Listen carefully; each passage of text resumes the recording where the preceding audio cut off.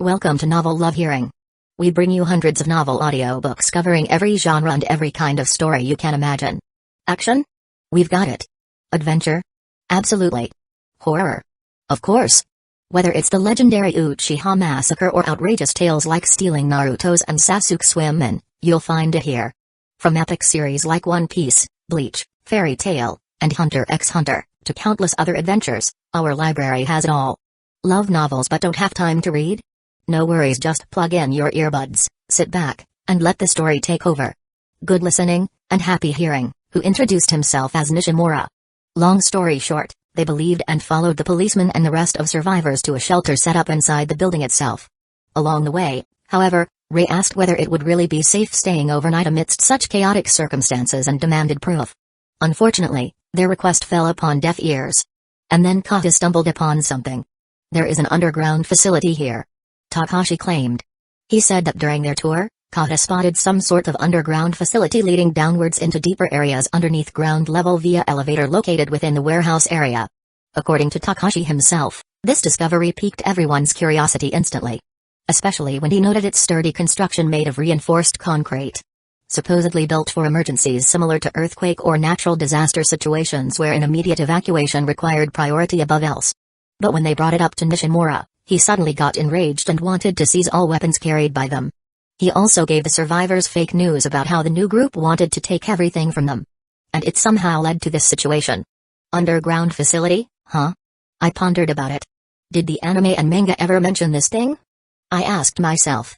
Chapter 39, title at the end of chapter. Frankly speaking, High School of the Dead's original story never went into detail about small details like this. Which was understandable considering it was written as an action, gore, and fanservice harem manga. And based on how everything happened, it wasn't part of the plot at all. Maybe it's not important for us. Let's go again. I stood up and told the others. While I said that, I did think this underground facility was important and planned to visit alone later. There was something that I was suspicious about. Especially why would they go so far to keep it secret from us? And that cop, Nishimura. An interrogation might be needed. We began to move once again after 3 minutes. The footsteps from below had scattered around. I believed they tried to find us around the first to third floor. Perfect to allow us escape. I handed my handgun to Takashi, one I believed would shoot in the case of an emergency. He needed it to protect our rear or the girls when I and Suko were too far away. We moved carefully and I told everyone to stay calm and walk normally. Running footsteps were always easier to hear compared to normal ones. However, it meant we had to suppress our urge to run away in this dangerous situation. Find them. When we almost reached the stopped escalator to head downstairs, I heard voices nearby. I gestured for them to hide before taking a peek myself. 2 people were walking around with makeshift weapons in hand, one carrying a wrench while the other brandished crowbar. They conversed calmly as they searched throughout the vast shopping center. Should we kill them? Tsuko whispered close to my ears. Her warm breath tickled me slightly, sending tingles across my skin. No. Killing them here will give our location away. I rejected her plan after considering everything thoroughly. We need to hide as much as possible. A slight hint of disappointment flashed in her expression but disappeared soon enough. She nodded wordlessly in acknowledgement of my decision. With her agreement secured, we continued moving silently down toward first level. The path before us lay empty, devoid of life except us 5. Nevertheless, we exercised extreme caution nonetheless, especially now since any mistakes might lead to disastrous outcomes regardless of circumstances surrounding us currently. We managed to reach the first floor safely where there was only one staircase connecting upstairs and downstairs. If we went out and crossed this hallway, we would find ourselves outside this mall. And outside of this mall would be another obstacle. It's too quiet. Takashi whispered quietly. He peered intently ahead, scanning every corner meticulously in hopes of spotting anyone lurking nearby. Now that he mentioned it, the silence was strange. Why hadn't someone come here and attacked us already? Maybe they underestimated us and believed they had scared us away? Maybe we scared them. After killing 2 of them so easily earlier, Ray said confidently. Normally I would think so too. But they actually sent people to find us, so there should be some commotion or noise from the people who stayed outside. The fact they sent a search party means they didn't let their guard down. Something was fishy. As I wondered about the possibility, my instincts screamed warning inside my head. Let's advance slowly. The 4 nodded at my command. I gripped the sheath of my sword tighter, preparing myself mentally against whatever awaited us next. My gaze darted leftwards as I kept watchful vigilance over our surroundings. Every movement registered acutely within my field of perception. Nothing escaped unnoticed under scrutiny. Light from the lamp outside allowed me to see the situation. No one was there, and the camp looked untouched since we entered earlier. Suddenly, "Ah!" Ray shouted out loud as she saw a corpse. Not just one, but dozens of them. Blood covered everything but the camp in front of me. Innards splattered across concrete pavement everywhere. Siko's pupils dilated violently at the sight of those corpses sprawled carelessly alongside roadsides beneath us. Takashi crumpled onto the ground weakly and stared wide-eyed toward the scenery outside, his visage drained utterly devoid of coloration akin unto death mask donning his face. And Saya. She averted her eyes and vomited her stomach content loudly. The camp and tents remained intact, but whoever was there surely had been killed. No one was alive. Just dead bodies. It was a horrific vision. Don't stand there. Something must have killed these people when we were hiding. There was no gunshot, so the culprit wasn't human. Not only that, but there was also no scream. Or maybe the scream was diluted by people's shouts when they tried to catch us. But anyway. We need to run. I grabbed Ray and Saya by hands, forcibly dragging them with me. Whatever it is, it may attack us. Siko also tapped Takashi, to which he responded with a nod. He looked pale but he was able to run. Ignoring the blood and gruesome sight around us, we ran toward the exit. The barricade was still intact, so the only way out was through the security room door, which was left open by someone. However, just as we arrived at the broken doors, the lights suddenly died, shrouding everything pitch-black darkness without warning. "Watch your step and run," I commanded. There was nothing else worth mentioning aside from darkness encompassing every corner's visible vicinity. A faint smell lingered wafting thickly throughout stale air, reminiscent of the sickly sweetness of rotting fruit. I headed out first to see the situation. Just as I stepped out, I noticed a deep breath from my left. I quickly turned around and saw it. A large fist aimed towards my direction. Thud. Crash. And I was blown away, crashing against the cars parked outside the mall. It hit me right in the abdomen. Ugh. Fuck. Fortunately, the impact caused me to cough blood but didn't break any bones. My increased strength proved useful this time. However. What is that thing? A big creature stood before me. Its body was larger than any zombie I ever encountered and its height surpassed 2 meters tall. The clothes he wore had the word police written on the chest area, but it was ripped apart and torn. Its mouth stretched widely as it roared toward us ferociously. Siko immediately stepped out and slashed the monster with her sword. However, just like what I experienced, her sword only managed to scratch the monster's thick neck, barely reaching his bone. The giant's body seemed like it was enhanced several times stronger and sturdier than when it was a human. Seeing that her attack didn't work, Siko quickly retreated. But not before slashing his legs with quick succession. Gee. Saya cried aloud in shock upon witnessing my sorry state after getting punched. Stand back. I shouted angrily while lifting myself upwards unsteadily from my position laying prone atop the car hood. That monster is dangerous. Go inside the mall. Quickly noticing the situation, Takashi nodded at me and ran inside with the 2 girls. He mouthed something alongside Nishimura to me before he ran away, giving me a hint of this giant's identity. Gwaa! Roar resonated louder than previously once more. Immediately afterwards multiple figures emerged from the surrounding area. Zombies appeared one after another surrounding our vicinity, completely cutting off all means of escape. Brother! Siko called out frantically, approaching me hurriedly only to stop short mere steps away. I am fine.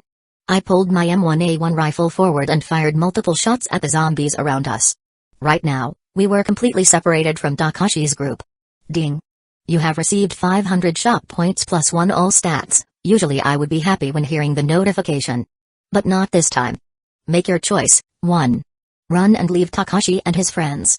Reward, 1000 shop points. 2. Fight the tyrant together with your sister. Reward, 1500 shop points plus 5 all stats. The new choice I received after running into the giant seemed like a trap. If I ran away in my current condition, the giant monster would catch up to us. Why? A fucking tyrant. Because that giant monster was a tyrant, the bioweapon designed by Umbrella fucking Corporation.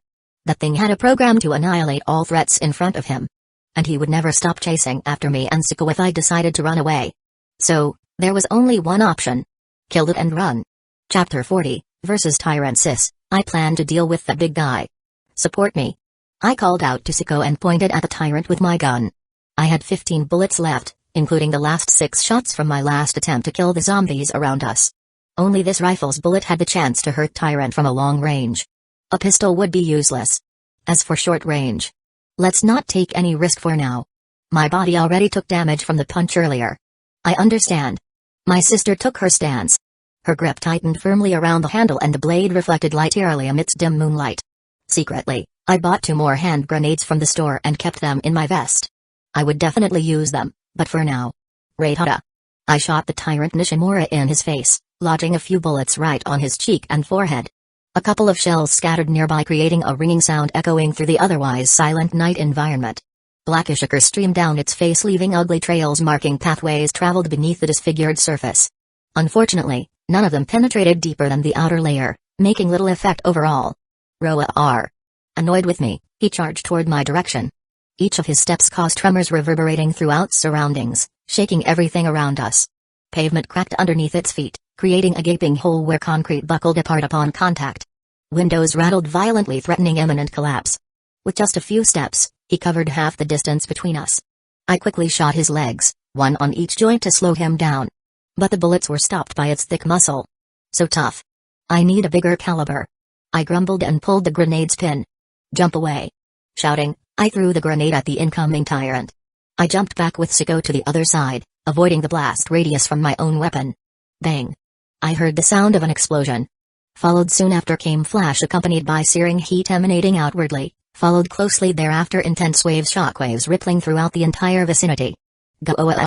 Wild roars rang aloud mixed amongst deafening thunderclap. I picked myself up and looked at the tyrant, whose body was now riddled with wounds, both explosion and burning marks alike. Yet despite grievous injury dealt unto him moments prior, he remained standing defiantly undeterred, glaring balefully our way. Q. Still standing. I mused wryly, dismayed by the sight unfolded before me. Even with such a terrible state, it still possessed ample strength required to keep itself upright. What is that monster?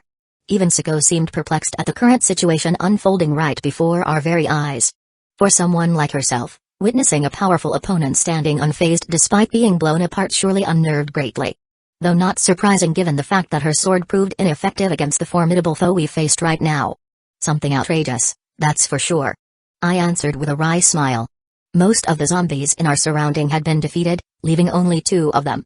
I quickly shot them in the head so we could focus on Tyrant. I have 9 bullets left. I hope it was enough. Even if I bought some new bullets, I would need to put them manually in my magazines. There was indeed a magazine for M1A1, along with 20 bullets inside, but it cost 20 shot points, which meant 1 point per bullet. For the record, I could get 100 bullets for 45 shot points. Unless it was for an emergency later, I definitely didn't want to waste my points. Not after I knew that bullets didn't do much damage to Tyrant. Maybe if I had a magnum, the story would be different. Because the Tyrant was still standing still, I decided to take a look at my status.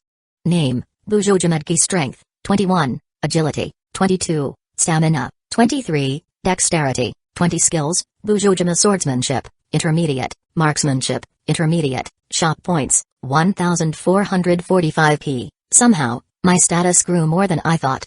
Counting the reward, it shouldn't grow this much, but I did remember that physical activities would also allow me to increase my stat. More importantly, I have 1445 shot points. Grenades work pretty well against Tyrant, especially the explosion. This type of Tyrant might be weak against the explosion. Might as well buy a Molotov to burn it. It cost 30 shop points in the shop. Brother, it's coming. Before I could buy it, Siko's voice pulled me out of my contemplative state. I snapped my attention back onto the battlefield where the Tyrant rushed toward us. I observed it closely and noticed a heart sticking outside his body. That must be his weak point, but I wasn't sure. Only one way to find out. Raid-hada. I unloaded my clip in Tyrant's chest where his heart pulsating wildly. Bullets dug deep within thick layers of flesh exposed underneath rugged exterior. Dark crimson liquid flowed forth profusely, coating the entire area stained red viscous fluid. Tyrant staggered backwards under barrage assault delivered non-stop ceaselessly. Using this chance, Siko rushed forward. She noticed the area that I targeted. It's weakened. Without hesitation, she swung the sword downward. The sharp edge sliced cleanly straight across the heart. A spray of hot steamy blood bathed her combat uniform. The Tyrant groaned loudly, but he wasn't dead yet. He reeled backward several paces, holding the wound tightly closed using its massive palm.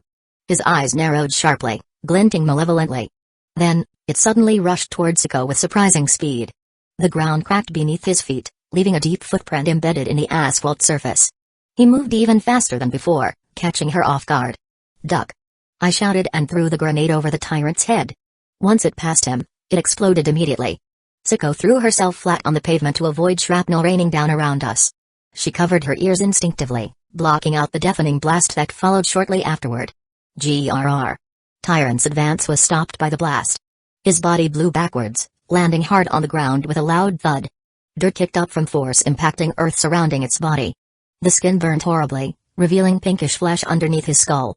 With my remaining 3 bullets, I shot the opening to destroy his brain. And finally, it stopped moving. I heaved a heavy sigh, slumping exhaustedly onto the pavement. Siko picked herself up, her body was covered in dust and blood. Injuries were apparent, cuts and bruises filled her arms and body. "Are you okay?" she asked me concernedly. "I am all right. Just tired," I replied reassuringly, attempting the best smile I could muster. Somehow that was more exhausting than saving Don Takagi. Not to mention, both of us were injured now. "You did well, sis." I praised Siko and stood up, dusting my pants. "For now, let's enter the mall and rest. Takashi and the others are probably waiting anxiously now. Let me help you." Siko extended her arm to offer assistance, which I gladly accepted gratefully. Just as we were about to move, I saw something laying near the tyrant's body. When I got closer, I could see what it was. A key card. It was something not too special. However, the red and white logo that resembled an umbrella was something I couldn't casually ignore. "I am fucked." Ding. "You have received 1,500 shop points plus 5 all stats." Well, that made my day a bit better. Fuck you. From the bottom of my heart. Chapter 41, Don Takagi's worries a few hours ago. In Takagi Mansion, Takagi Suchiro and his wife, Yuriko, stood in his office, looking at the refugee camp he set up in his mansion's garden. His eyes full of concern seeing his daughter nowhere. "Is the plan going well?" "Of course. All your subordinates, medical personnel, engineers, and people needed for self-sufficient lives such as those who know how to farm have been listed. We can move anywhere, but the unknown dangers are lurking." Suchiro narrowed his eyes. Indeed, there were countless mysteries awaiting him should they leave their home base here. One being why this catastrophe occurred in the first place without any warning beforehand or indication beforehand. What exactly happened? Who did it? Was anyone behind everything? And most importantly, how long until things return back to normalcy again? Heaving a heavy sigh, he gazed outside the window once more, observing surroundings beyond confines within the perimeter established by sturdy stone walls protecting inhabitants dwelling inside from danger. "About the dog that you saw in the factory." Yuriko started. She remembered something when he mentioned zombie dogs before. "Have you confirmed it?" "Yes. 2 of my men who accompanied me to the factory confirmed it too." "Then it will become a problem. If a dog can become a zombie, it's safe to assume cats and even bears, or maybe birds can turn too." The beautiful middle-aged woman crossed her arms. She stared at the wall with a contemplative look. "We can secure ourselves with tall walls, but it won't defend us against flying objects." "That's right. But excuse me." Just as they discussed the plan to survive further, the door opened widely and a man wearing a guard uniform entered the room. He was Nakamura. He panted heavily while giving his report to Suichiro. "Sir. Miss Takagi and her group have gone missing." Suichiro's eyes widened and Yuriko gasped at the sudden revelation. Their expression shifted drastically within a span of seconds ranging between anger and confusion respectively. "When? Where? How?" When I was on guard, one of Miss Takagi's friends returned while being covered in wounds. He and his sister now come to rescue them in the mall. Please send rescue." He bowed deeply. "The ambushers are human. They went to a mall?" Suichiro scratched his chin. "Was it the mall near the school?" "Why yes. Please send reinforcements." "Then I'll send some." Both husband and wife turned their attention to each other briefly before nodding resolutely simultaneously without hesitation whatsoever. Their daughter had gotten herself caught up amidst chaos ensuing all around them, therefore urgent action was necessary. Not to mention the ambusher who attacked his daughter was another group of humans. Left unchecked could potentially lead towards even greater disaster down road ahead. Moreover, this information alone provided adequate reason enough to warrant immediate intervention. "Dear, send our men with guns. I will fortify our defense system in this place." Yuriko advised her husband wisely, knowing full extent capabilities possessed by his subordinates. "I will go myself with Yoshioka and Honda. Also, we might need medical attention, so I will bring the nurse that worked in Saya's school. That might be better. She can also drive the Humvee to rescue them. Matsudo has fixed most parts already." Soichiro nodded resolutely once more. He then turned away and grabbed his sword resting atop desk surface behind him. "Let's go," he said to Nakamura and walked out. After calling Honda and Yoshioka to prepare themselves, Soichiro gave out commands. Moving fast was the key and they prepared themselves accordingly. Shizuka was also informed and immediately agreed to help. Fortunately the medical tent had already calmed down after a hectic hour dealing with many patients. And with haste, they departed towards the location. Meanwhile, "You subdued them all?" I asked Saya after entering the mall again. Inside, we found Takashi, Rei, and Saya, standing in front of 3 grown men kneeling on the ground. Apparently they tried to attack the group once they entered, but Takashi shot one of them in the leg and threatened them to surrender. As a result, no one else resisted and the rest surrendered. "Humphrey." Saya snorted. She crossed her arms while glaring at the men in front of them. "Disgusting stupid bastards. You think I will let you lay a hand on me? You should be thankful that he didn't shoot further up, you stupid." From what she said, I could imagine their encounter with the men. They didn't need to elaborate on it to make me realize. "Do you have anything that could bind them up?" I asked the group, particularly Takashi. He nodded and told Rei to tie them up with the rope in the store. It seemed the survivor camp kept some equipment to capture unwanted guests. Unfortunately, their rope would be used against them instead of the guests. Also, the number of people here was too low, only 3 people left. We killed 4 earlier, so there should be more than this. But where could they hide? Maybe they escaped? Or did they get killed by a tyrant? "Oh right, senior." Takashi called me, handing me a gun. "This is the handgun you lent me earlier. I haven't used it yet, so I will return it to you." "You didn't use this?" "Yes, I picked the one on the top floor. You know, from the police that shot us.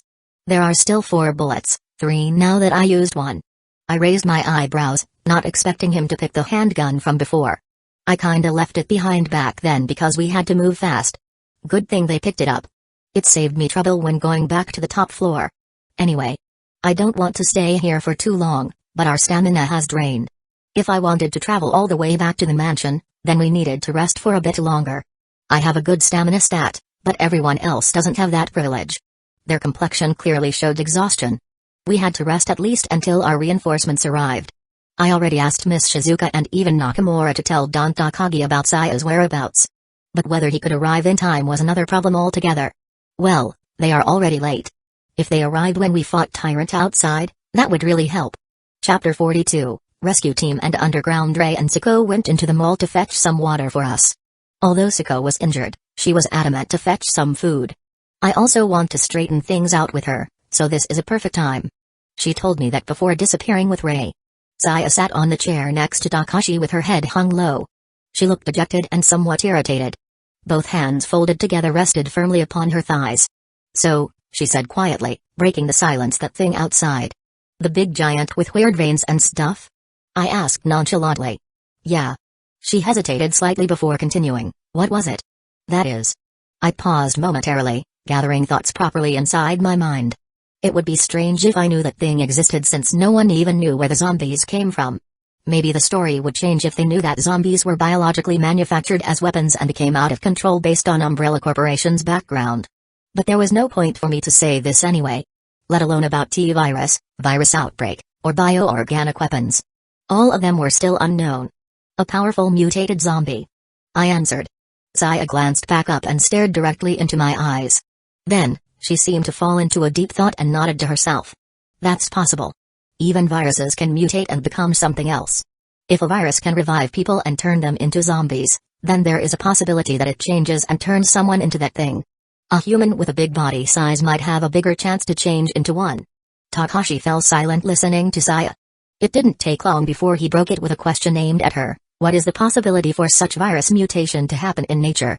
"There are always possibilities in nature. Especially viruses." She sighed and leaned back slightly on her seat before continuing further. "They mutate in unpredictable ways, so you never know when and where things could change. So there may be another mutated zombie like that." I interjected curiously while gazing outwards through large windows nearby. "Don't forget birds, animals, and fish that could also get infected with this virus. That would be scary." Saya shivered visibly despite the warm temperature surrounding us. She looked pale and slightly disheveled, no doubt thinking about potential danger posed by wildlife creatures turning aggressive due to infectious disease spreading rapidly among animal populations. That means nowhere will be safe. The virus might also prevent the flesh from decaying too fast. So even if decades pass, it might still remain and roam the streets. I added. Both Takashi and Saya nodded solemnly at my remark. I too felt gloomy hearing my own words uttered aloud. My plan had to change. Returning society to normal was impossible. Creating a shelter that housed thousands might be the limit. A whole city would be hard work. And there was no point in living in modern society if everywhere became ghost cities filled with zombies. It meant my idea to create a city of commerce that gathered survivors from across Japan might fail. To create a trade route, I might need to clear every city and connect them. It would take a year or two clearing only one route. And to go overseas, it might need more. Unless I have a plane or something that I can use. Maybe a cruise ship. Nah, fuck that. Ship and zombie apocalypse only mean death flag. Thinking about this problem was useless if I didn't have a clue to cure the virus. Even if I had access to many things in my shop, none of them could cure the virus for cheap.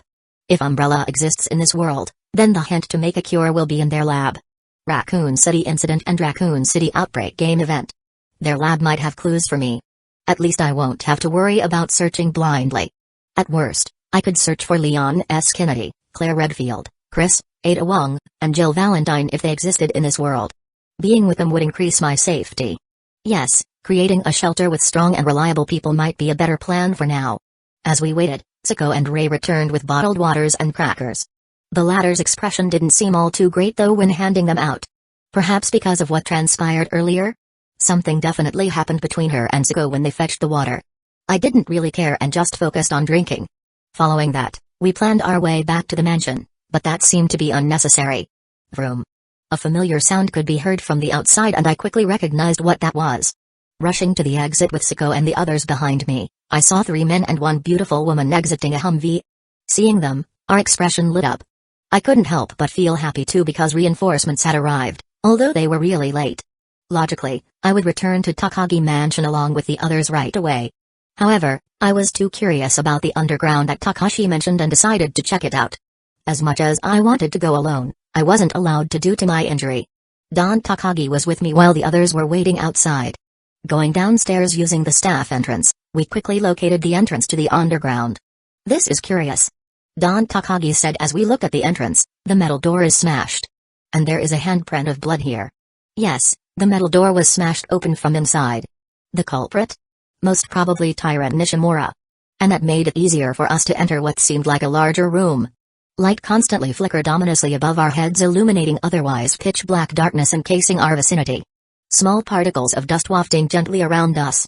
A faint odor reminiscent rotting meat permeated throughout the room, with some liquid creating a puddle on the ground. Glass tubes illuminated brightly by light emitted from overhead ceiling fixtures.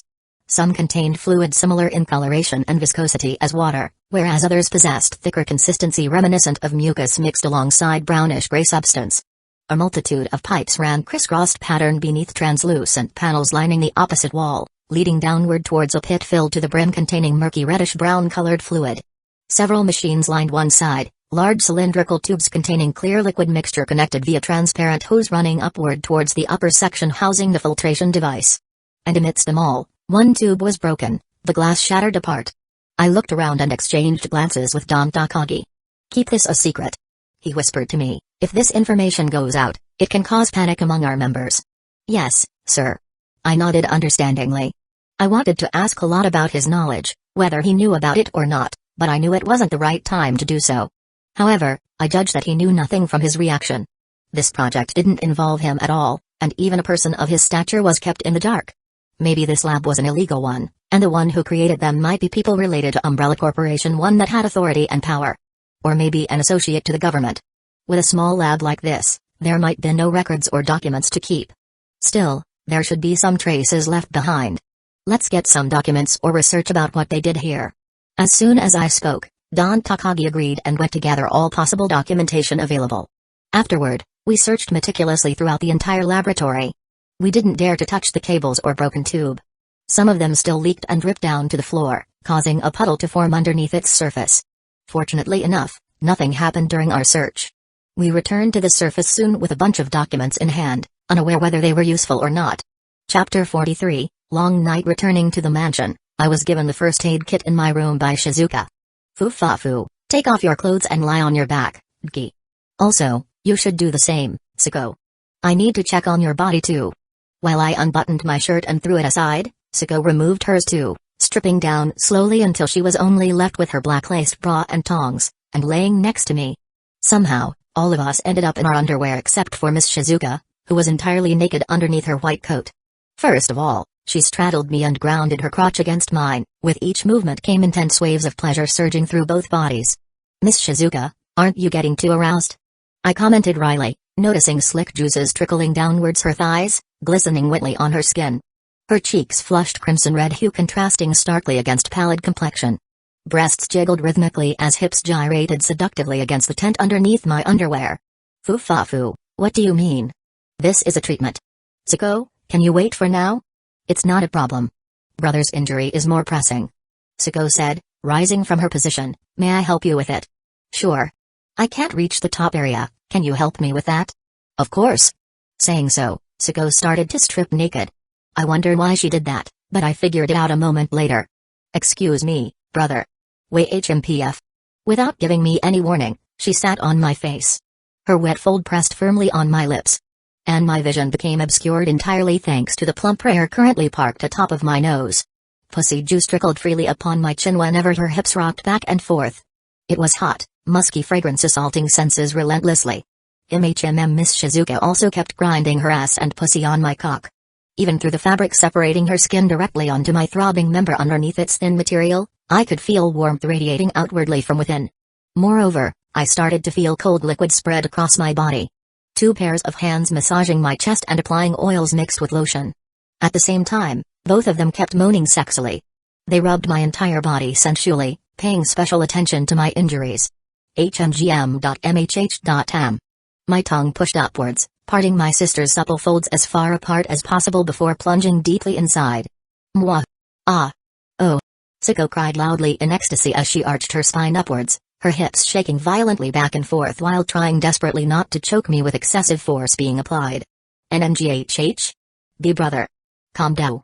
Ignoring her cry, I wrapped my arms tightly around my waist region, restraining movement completely, before thrusting my tongue once again upward towards the awaiting tunnel ahead. "Oh, my Siko looks like she is enjoying this." Miss Shizuka chuckled playfully. "I want to join the fun." I could feel her hand on my underwear, pulling it down and freeing my hard rod from confinement.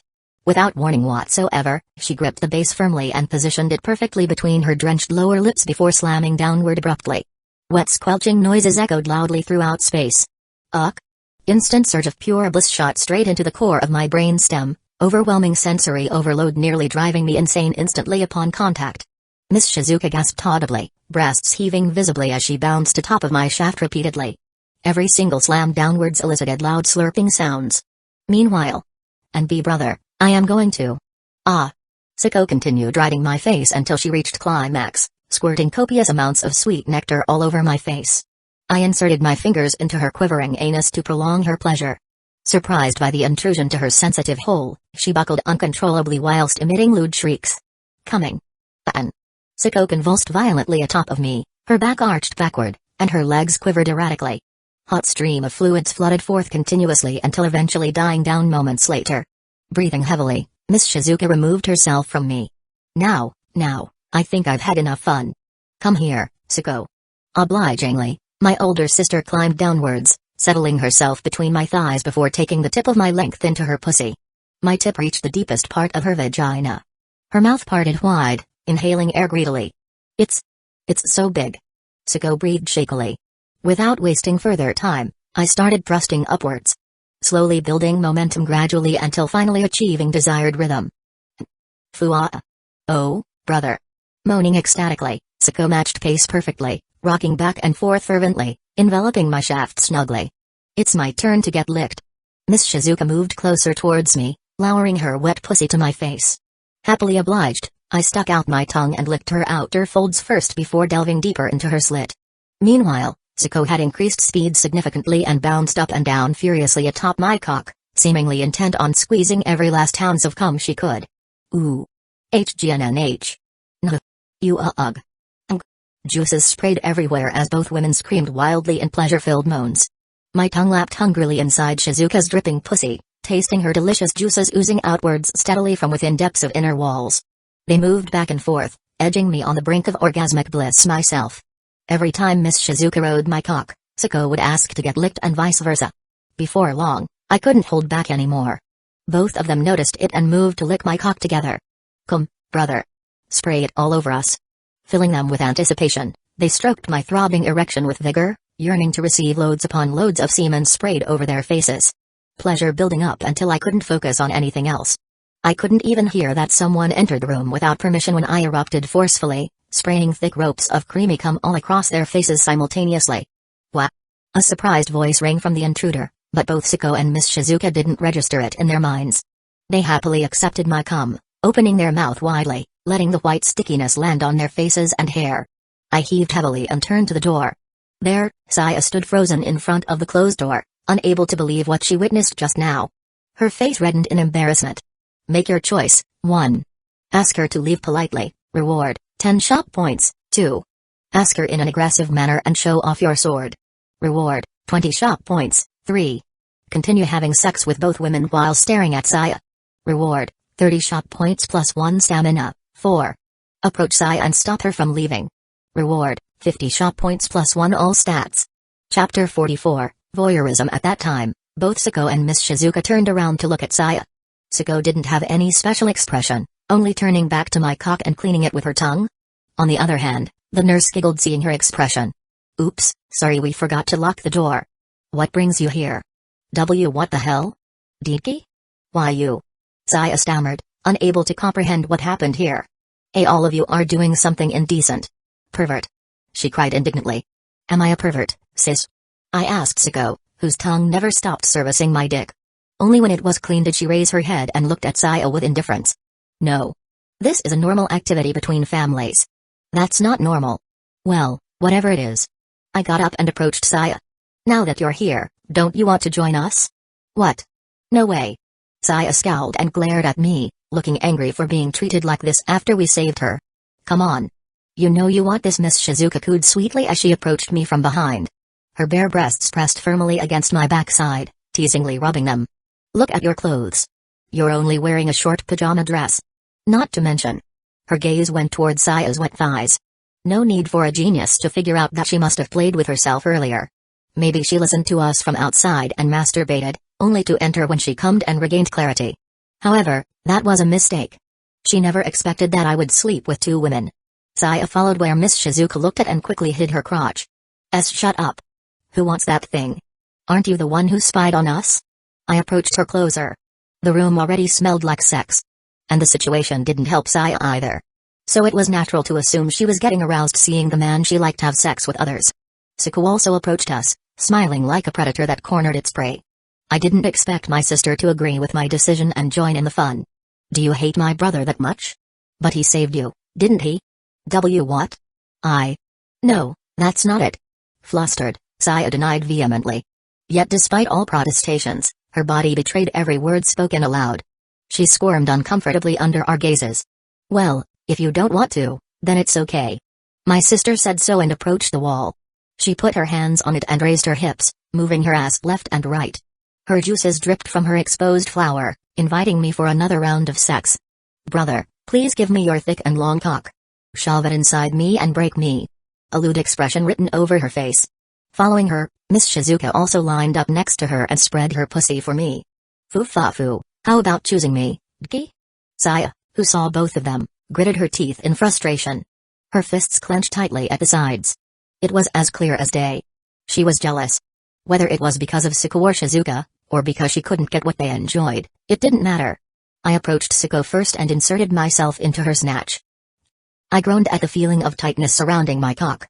I began pounding away rapidly, slamming harder every passing second until I found a rhythm matching Sako's cries of ecstasy. Her walls clamped around my shaft deliciously. Feeling incredibly aroused, I increased pace vigorously until neither of us could hold back anymore. Sako screamed in utter ecstasy as I plunged my manhood into her depths relentlessly, reaching her womb over and over again. While pounding her, I fingered Miss Shizuka's pussy with the lubrication from Sako's dripping pussy juice. She kept moaning in delight, egging me to go faster and harder. Witnessing all of this, Saya couldn't hold it anymore and finally gave up her resistance. Her hand reached into her panties and started playing with herself, inserting her fingers deep inside herself. It was erotic seeing that Sundeer masturbating while watching someone else fucking each other senseless. Don't look. She complained but didn't stop pleasuring herself regardless. Rather, her movements became bolder. Perhaps she liked being watched while touching her privates.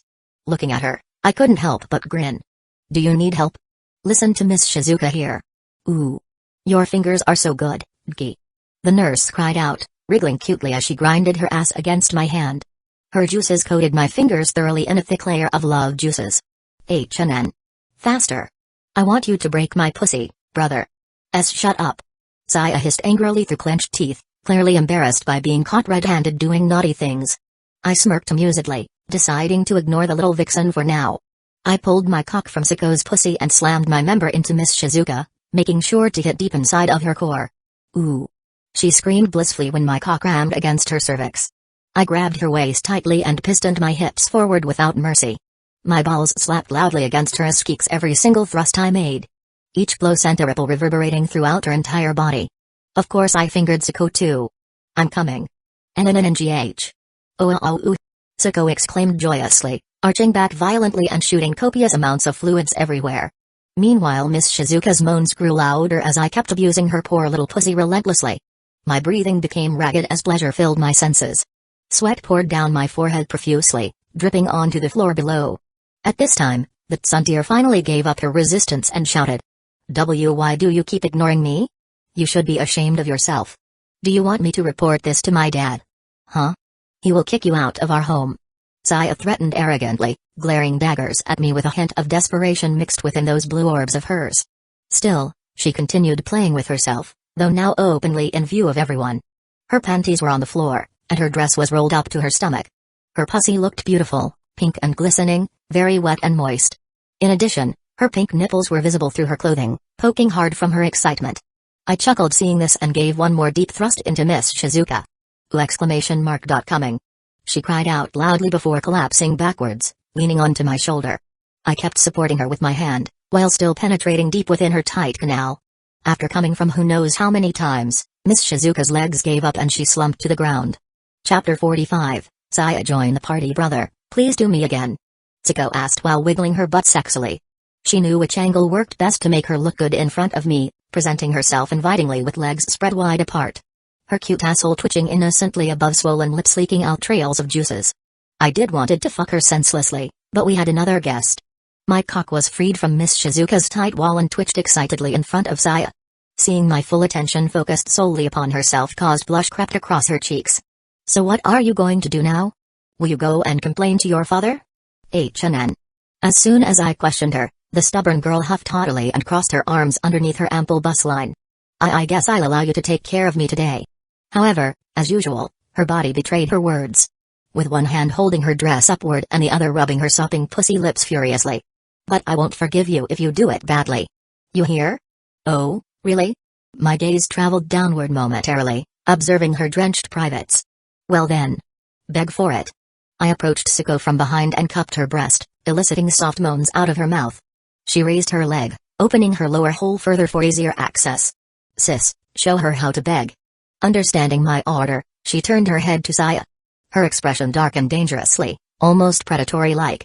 With one hand fondling her right breast, my free hand went down to play with her clitoris, causing a jolt run throughout Siko's body. Her walls clenched strongly, nearly crushing my cock in the process. Moaning loudly, my sister complied readily and begged beautifully for me, please. Fuck me. Make me scream. Use me like a dirty bitch and fill my hungry hole with your thick cock. Listening to Siko begging properly like this drove Saya wild. Her fingers worked faster, stimulating her needy pussy even more furiously than before. Please. Please use me. She panted heatedly, eyes glued onto my raging boner that entered Siko's pussy deeply, stretching her insides wide open. Lubricated by the previous session, my penis slid easily in and out of Siko's wet folds, causing delicious friction between our genitals. Lewd squishing noises resonated loudly. I kept fondling my sister's breast while sucking her tongue, ravishing her mouth with mine. Gug. You dared ignore me again? HNN. That irked the pink-haired girl greatly. However, a stream of pussy juices leaked from between her legs. Does she have a masochistic tendency? I broke away from kissing Siko and turned my attention towards Saya. She watched us fucking like rabid animals intently, face flushed crimson red hue due to arousal induced by spectacle before her very eyes. Despite obvious discomfort present on visage, I knew she enjoyed every moment spent ogling our intimate sex. Suddenly struck inspiration, ideas sprung forth instantly upon witnessing her state of lustful agitation. I decided to tease her further just a little bit longer. I picked Siko up and showed her cunt to Saya, giving a wonderful view of my cock entering my sister's gaping pussy. Siko yelped, but immediately held on to me and wrapped her legs around my back. My cock was buried deep inside her vaginal caverns once again. Ah, brother, come inside me. The sensation was incredible. I could no longer hold myself back and slammed myself into Siko relentlessly, lifting her slim body effortlessly in midair. I am coming, sis. Brother. Both of us climaxed simultaneously, filling each other with torrent of warm liquid simultaneously. Stream of semen escaped her pussy, dripping down onto the floor below. Our mixed sexual fluid splashed everywhere as a result. Saya's eyes followed the scene. She masturbated furiously until she orgasmed loudly along with us. She sprayed her juices uncontrollably, creating a mess beneath her own feet. Once everything died down, I placed Siko carefully down beside the bed. Miss Shizuka was still leaning against it with a satisfied look on her face. And then, I turned my attention to the only woman who I hadn't fucked yet. Our eyes met, hers wide-eyed staring at mine anxiously whilst panting erratically, evidently aroused beyond measure after witnessing such explicit display beforehand. You know what to do, I said, sitting on the bed. My dick standing upright, waiting to taste the girl in front of me. Saya took hesitant steps closer, approaching cautiously as if afraid that slightest misstep might lead to dire consequences later. Her lips quivered slightly when reaching arm-length distance away. Then slowly kneeled down right between my legs, hands trembling slightly while looking up at me shyly. Her clothes had long since shed, revealing her huge breast, slim waistline, and perky ass. Everyone in this world looked so pretty and sexy. My cock twitched in excitement as it touched her cheek. Saya's warm breath tickled sensitive flesh, making the tip leak precum. It smelled strongly like fresh semen thanks to consecutive rounds with 2 different women earlier. This is stupid. Despite murmuring those words under her breath, however, she nevertheless leaned forward, licking along the entire shaft passionately. Her awkwardness and inexperience made it so exciting, seeing her tongue move timidly. However, she soon lost control of herself when I leaked precum near her lips. MMM. She moaned cutely before wrapping mouth fully around swollen head, sucking greedily without restraint. Mwah, her voice was laced thick with desire and hunger, saliva dripped freely down corners of lips. Now clean and lubricated, my cock ready to enter her virgin hole, but Saya wasn't done yet. Come here. I pulled her and pushed her on the bed, lifting her legs widely and exposing her dripping pink pussy. My cock positioned right at her entrance, teasing her by poking it lightly. Don't stare. Her face flushed beet red as embarrassment flooded her features, probably aware that I'd been staring intently between her spread legs all this time. Just do it already. She muttered shyly beneath her breath as juices leaked profusely from her private parts. Fine. HNNN. It hurts. Without further ado I thrust myself deep within her tight confines, eliciting sharp cry mixed pain pleasure escaping her throat. Saya whimpered softly, clutching bedsheets tightly in attempts to alleviate discomfort brought forth sudden intrusion. No. HMGG. Despite complaints, however, her body reacted differently. Walls clenched vice grip surrounding my member, securely refusing to let go, hips bucked upwards instinctively. Yes. Now this is how you should beg, Saya, I said while pumping furiously into her wet folds. I kept pushing forward until eventually hitting her womb directly, eliciting delighted squeals coming out her mouth. Nya. What is this? So good. And more. On. Saya arched back violently and shuddered intensely, toes curled upwards and her legs tensed. Her hymen broken, I pulled back momentarily only to penetrate her deepest depths shortly afterwards.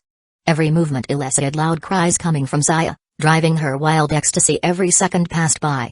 I began to move faster, gripping her supple buttocks firmly while slamming downwards repeatedly. Ah. And. Yes. More. Ah. Cries grew increasingly frantic alongside increased pace, nails digging hard into bedsheets beneath. Each thrust caused boobs to jiggle invitingly, prompting me to grab hold and fondle soft mounds appreciatively. When I did. No. Don't touch me there. I am quite senHNN. So her boobs are sensitive? Knowing a new information, I licked my lips and began to focus my attention there. When my finger brushed against her nipple, she trembled violently beneath me and gasped loudly, trying desperately to push me off unsuccessfully. Unfortunately for her though, I was stronger. And despite obvious discomfort shown throughout the entire act thus far, body betrayed her thought. See coming. Unable to resist temptation any longer, Saya succumbed completely, letting out a high-pitched scream accompanied by violent tremors traveling the entire frame. Pussy juices sprayed forcefully, soaking bedsheets beneath. Kaya. Almost at the same time, I also felt that I was about to come. I pulled my member out of her clenching pussy and positioned myself near her head. She immediately knew what to do. Opening her mouth in anticipation, Saya welcomed the familiar feeling of hot liquid spraying inside mouth. Burst after burst shot forth, coating inside's mouth completely. A white pool of semen collected in her tongue before swallowing eagerly, gulp after another. MMMHHH. Moaning sensually as if tasting the most delicious treat ever, savored every last drop flowing down her throat satisfyingly. Once finished emptying the load, she opened mouth showing contents therein. "That was gross!" She complained weakly before closing eyes tiredly. Ding. You have received 50 shop points plus 1 all stats. 3 women sprawled naked across the luxurious king-size bed, comb covering their bodies and faces. Looking around at everyone sleeping soundly, satisfied expression evident upon their faces. I smiled contentedly before laying beside them peacefully, enjoying warmth from their nude bodies through the night. Chapter 46, Important Decision. They said that arousal was similar to drunkenness. It changed one's behavior from the normal one. When one snapped out of it, they would feel regret, shame, or even fear for what they did in the past. I was woken up by a scream beside me. Raising my body, I saw Saya covered her body with a blanket she snatched from Miss Shizuka and Sako, who somehow moved to my side. "That's so loud, Saya. The sky is still dark, you need to lower your voice." Miss Shizuka rubbed her temple. "Ah, I am sorry," I was surprised. She lowered her head and said, "But, why did I?" When she noticed the trace on her body and my sleeping position, she seemed to remember what happened last night. Her cheeks blushing crimson, she moved backward away from us, picking up her soaked panties and dress from the floor. What did I? Stupid. Don't talk to me anymore." With that, she quickly wore her clothes and stormed out of the room. Seeing her reaction, I couldn't help but chuckle. Then, I checked the time and saw that it was 4 a.m. already. If I sleep anymore, I might oversleep. With that, I decided to wake up early today and take a shower. I wondered when the Japanese side would launch the nuclear missile that would result in an electromagnetic pulse blast. Based on my knowledge, that should have happened yesterday. But nothing has happened until now. Was it postponed? Or cancelled? Unlike in the original HOTD, Umbrella Corp exists here. Maybe they do something that affects this timeline. Although I suspected my existence might impact this event, I didn't do something that warranted disturbing the electromagnetic pulse blast event. I kept swinging my sword in the dojo, holding the pain I felt near my chest. My injuries seemed to still linger, albeit it was already better than before. My recovery speed has increased. I have higher strength and stamina than before. Name, Busujima Strength, 27, Agility, 27, Stamina, 28, Dexterity, 25 Skills, Busujima Swordsmanship, Intermediate, Marksmanship, Intermediate, Shop Points, 2,995 P. Compared to when I first transmigrated, it was quite an improvement. However, it wouldn't guarantee my survival rate if I faced hordes of zombies or even 2 tyrants. I also understood how the unreliable choice system worked. Every choice had pros and cons. The higher the reward, the cons would also be bigger. Not to mention that the choices might be different according to situations. Also, the choice would always appear in a critical moment where I had to make a decision. It's time to leave this place. After fighting Tyrant, I realized I wanted to create or join a stronger group. One specialized in surviving in these kinds of worlds. Like the Resident Evil main characters such as Leon Kennedy, Chris Redfield, Jill Valentine, Claire Redfield, or Ada Wong. Even if I couldn't find any of them, it should be a group capable of fending off Tyrant and zombies. And that would not include Takagi's group because the situation at the mansion was unstable and Takagi didn't have the capability of managing many people. Which meant someone like a police force or self-defense army groups. I need to find Miss Rika. Fortunately, the electromagnetic pulse blast never happened here. I could take the Humvee with Miss Shizuka and Sako to find her.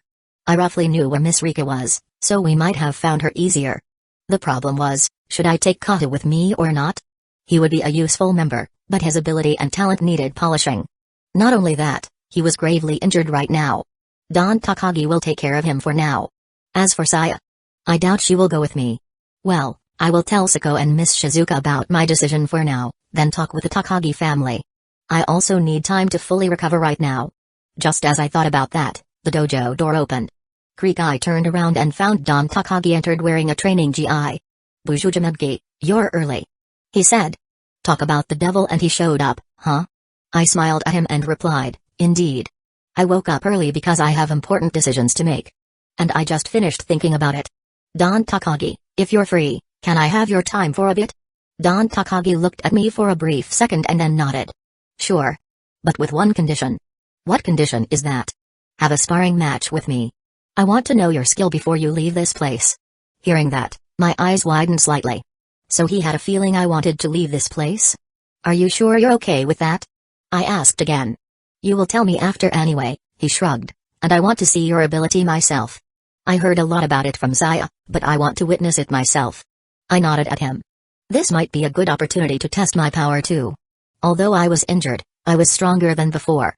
We wore the body protector often used in kendo matches and took our position.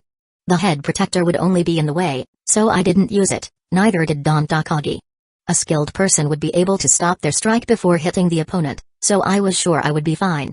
If we're talking about injury, Don Takagi also had some minor bruises from the failed expedition to the water treatment plant back then. After getting into position, facing each other, Don Takagi asked, "Are you ready?" "Yes."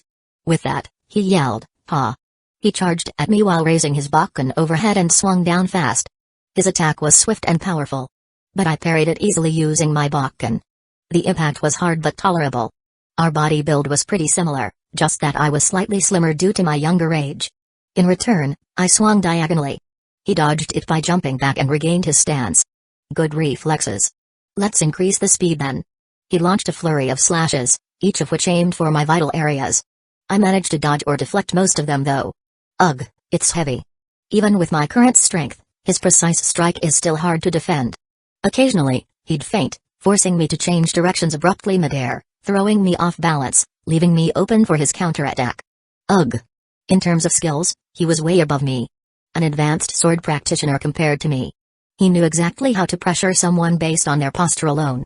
We continued to spar like this until he knocked my weapon away during our clash. Thud. This was my defeat, but a satisfied smile was plastered on his face. You're pretty good for a young kid. Were you taught the Busujima sword style? Yes, but I am not as skilled as my sister yet. I slacked off practicing sometimes. He grinned after hearing that. So you're the type that is blessed with raw talents, huh? But you don't like working hard for it. I smirked after hearing that question. It reminded me of how I trained after learning about the future. Yeah, I am like that. After realizing that things won't get better if I don't work harder, I started doing so. Good mindset. Make sure to report to me before you leave. I have some information that might be useful to you. With that, he turned around and left the dojo, leaving me alone once again. If I had to describe him, then Don Takagi was like a storm. He was calm, quiet, but also violent and explosive when it counted. Chapter 47, Preparation to leave. So we're leaving? After returning to my room and taking another shower, I told my sister and Ms. Shizuka about my plan. All speakers, ropes, and fireworks we secured were in the Humvee, so we could leave any time we wanted. But I still have to take care of some patients. The nurse put her hand on her cheek, looking troubled at me. My injuries are not fully recovered yet, and I planned on fully recovering before we leave. Maybe in a day or two. I said, and I have told Don Takagi about it. Really? My sister looked surprised to hear that. Does he accept you leaving this mansion? I smiled at her. He's a smart man. He knew I would leave even before I decided to tell him. Miss Shizuka nodded after hearing that. But are you sure we're going to leave? More reason for that to happen. The monster that I fought with Suko in that mall. I don't think this group will be able to hold it back if he shows up here. So I plan to move to a better location, maybe with a military group. Besides, we need to find someone, right? I looked at Miss Shizuka as I finished. Her eyes widened in realization and she nodded, knowing who I talked about. All right, she said. Then, I looked at Suko, who stayed silent until now, and asked, do you want to stay here instead? She immediately shook her head. Of course not. I will follow my brother anywhere. I was happy hearing her say that. Anyway, although my decision seemed impulsive and risky, I had calculated everything carefully. Recuperating from our wounds was the best thing we could do right now. I wanted to return to the normal level I had before challenging the tyrant in the mall. Swords weren't that much of use against tyrant. Crossbow. Useless. From what I knew about tyrant, they could flip a car easily with one hand. The one we fought before must be a prototype, seeing that there were no other experimental subjects we found in that underground lab. The documents we secured were also not important. They had emptied everything before running away from Japan, leaving Japan to suffer the fate of the zombies. That or join the main group. I wonder if Wesker exists here. What did you say, brother? Siko tilted her head. It's nothing, I said, smiling at her, just dressed for now. I will visit the infirmary tent to check on Kata. Ah, I will tag along. I need to check on patients too. Miss Shizuka chimed in. She rose from the bed quickly, causing her massive breasts to bounce. Then, she picked the clothes she threw on the floor last night, dressing in front of me without modesty. Seeing this, Siko also got dressed. It's interesting seeing how they have no more qualms being seen naked by me. Anyway, after getting dressed, we headed towards the infirmary. However, after arriving, I found Takashi and the others were currently visiting Kata. They gathered outside the tent, circling around the injured fatty. Seemingly hearing our footsteps, they turned around. Saya's face reddened upon seeing me, averting her head with a huff. Takashi walked towards me first, and said, "Heidki. How are you holding up?" "Pretty well," I said, looking at everyone present and stopping at Kata. "How do you feel, Kata?" "Not very bad, actually. Thank you for saving me the other day." "You really saved me, Senior Ki. But I destroyed your rifle. I am sorry." He bowed deeply at me. "It's fine," I said, waving my hand. Then, I looked at Takashi, Rei, and Saya. "Can you give me time to talk with Kata alone?" They looked at me hesitatingly, but Saya immediately dragged Rei away and said, "HMPF. Do as you please, stupid. Come, you need to eat breakfast, Rei." Rei turned to look at me and made a slight bow, before letting the pink-haired girl drag her away. As for Takashi, he scratched his cheek with a wry smile. "I am sorry about them even though you saved us." "Thank you for saving us, Ki-senpai." He gave me a proper 90-degree bow and left afterward. I smiled looking at his figure until he disappeared from my sight, then I gestured for Kata to follow me behind the tent. His body was full of bandages, but walking wasn't difficult for him anymore. We stood facing each other in privacy, and I asked, "How do you feel? You saw hell yesterday. Are you holding up fine?" He took a deep breath, recalling what he saw yesterday, before answering, "Yes, I am fine. Though I am still sad that I destroyed your gun, and I felt sorry for losing most of our ammo supply." I nodded, thinking about how I should deliver my intention. "Well, I just decided to be blunt. Well, the reason why I want to talk with you in private is this. I am planning to leave this place soon." I watched his reaction after saying that. Although surprised, he wasn't particularly upset. Then, I proceeded to tell him about my little plan, what I would do next, and how I would search for survivors in safer places such as evacuation points or police stations. About a few minutes later. "I understand. Honestly, I want to join you, but I don't think I am ready. At least, let me learn something useful from this mansion," he said, seemingly disappointed at his inability to go with me. "Senior Gi, let me thank you once again for saving me. If we meet again someday, perhaps in another place, please guide me again." So he refused. I could see a spark of resolution in his eyes. Perhaps, he also reflected on his weakness and decided to stay. I nodded in acknowledgement. "Well, do your best then." With that, we returned to the infirmary tent, where Kato would lay down on the bed. As for me, I began my preparation in my room. Time to shop for some bullets. My first objective was to replenish some ammunition stock. And this was what I purchased from the system store, 100 by 7.62mm AUs for 45 points.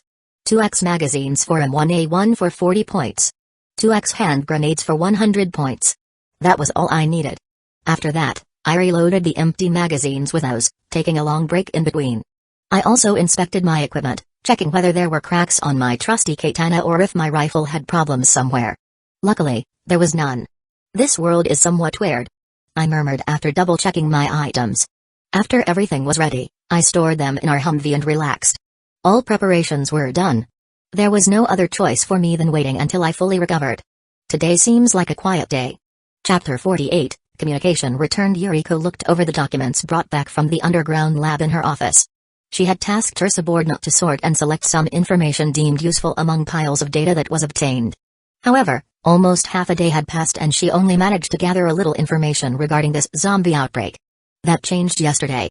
She gained a clue. Umbrella Corporation. Isn't his a pharmaceutical and biotechnology corporation? As a former Wall Street stockbroker, she knew about the existence of this company. Its headquarters was situated in the United States of America. She tapped her index finger on the table surface, contemplating quietly. Judging from the document, they experiment on something. And there is a trace of the zombies, as well as that strange giant geek killed in that lab. So they're connected somehow. It seemed Umbrella played a part in this disaster, especially considering that this virus had affected most parts of the world now. Even Tokyo was not spared. Seeing they had a background in biotechnology, creating a virus that could turn humans into zombies might not be impossible. Have you discovered something, Yuriko? Soichiro entered the room and closed the door behind him. He was wiping his sweat using a towel. He had just finished training. We have a clue about the source of this zombie plague. The problem is, the lead is located overseas. She looked at him. I see. He nodded. And what about the communication? Inoperable for now. Maybe something happened to the satellites or communication tower.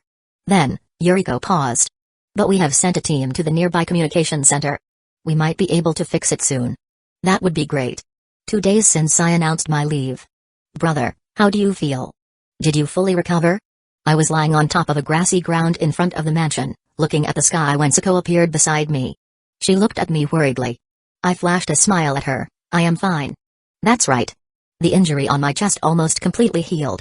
It was sore for some reason, probably because it had regenerated unnaturally, but it didn't bother me that much anymore.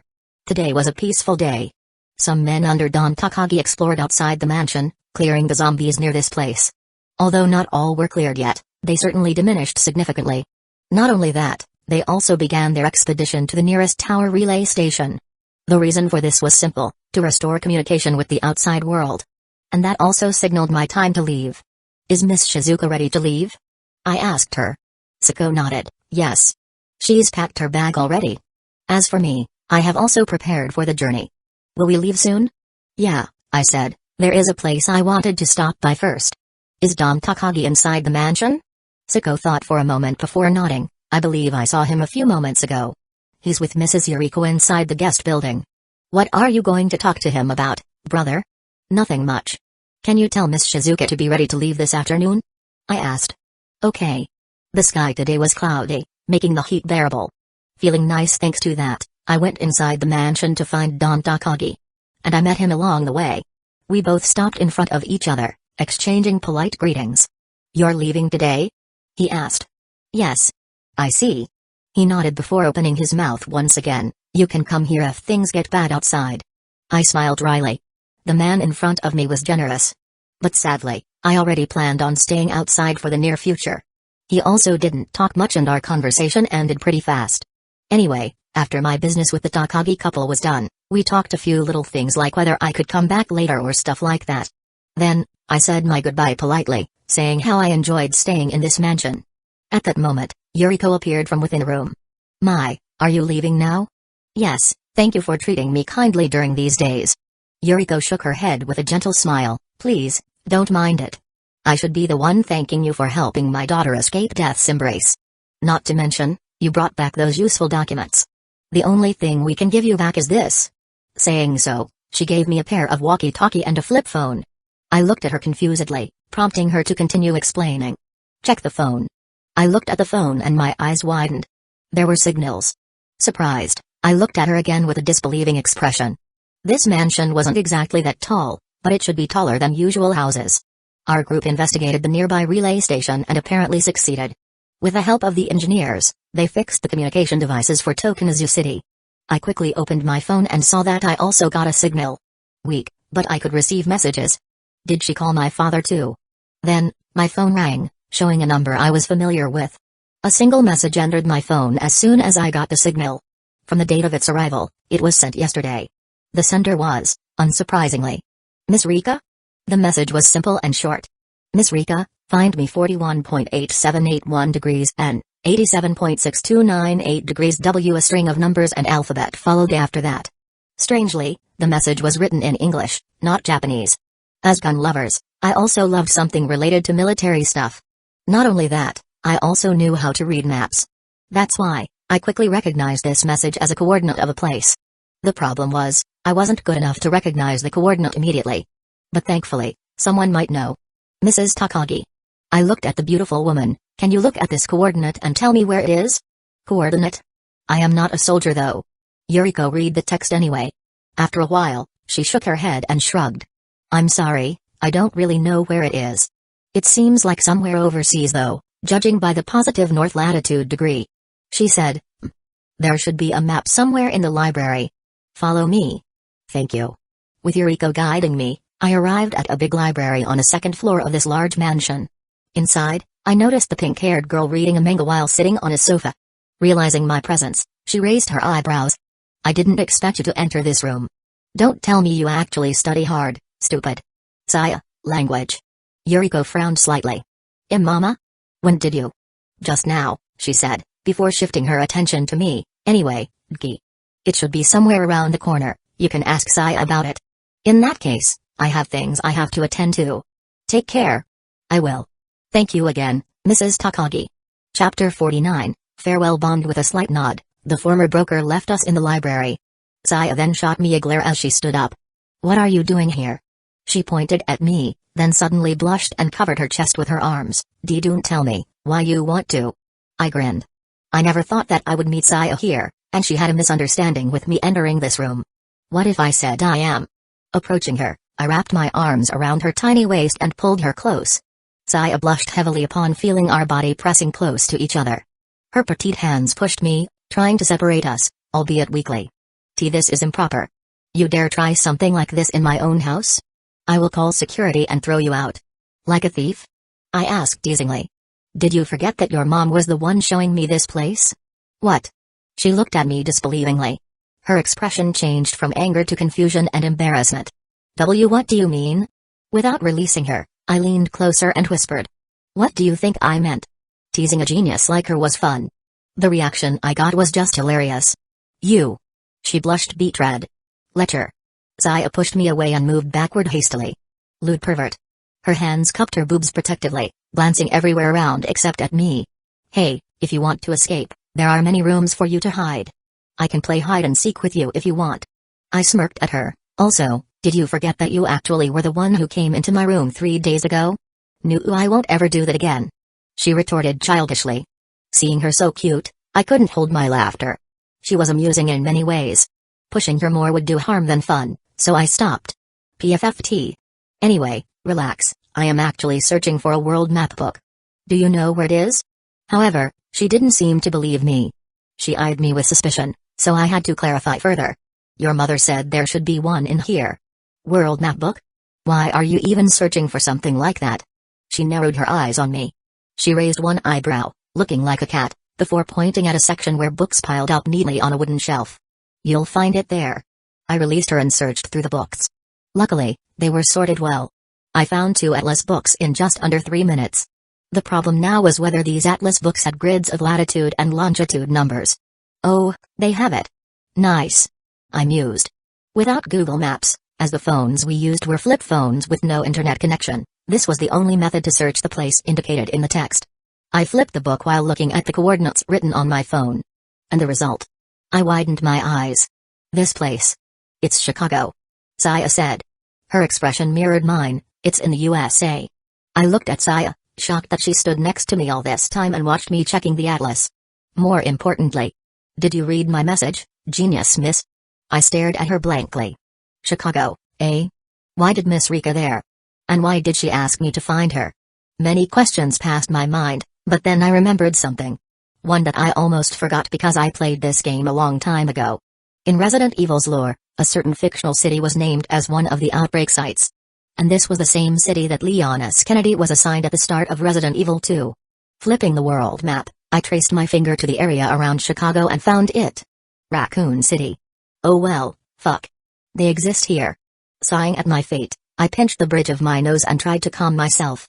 I tried to delude myself that no zombies other than normal ones existed in this world.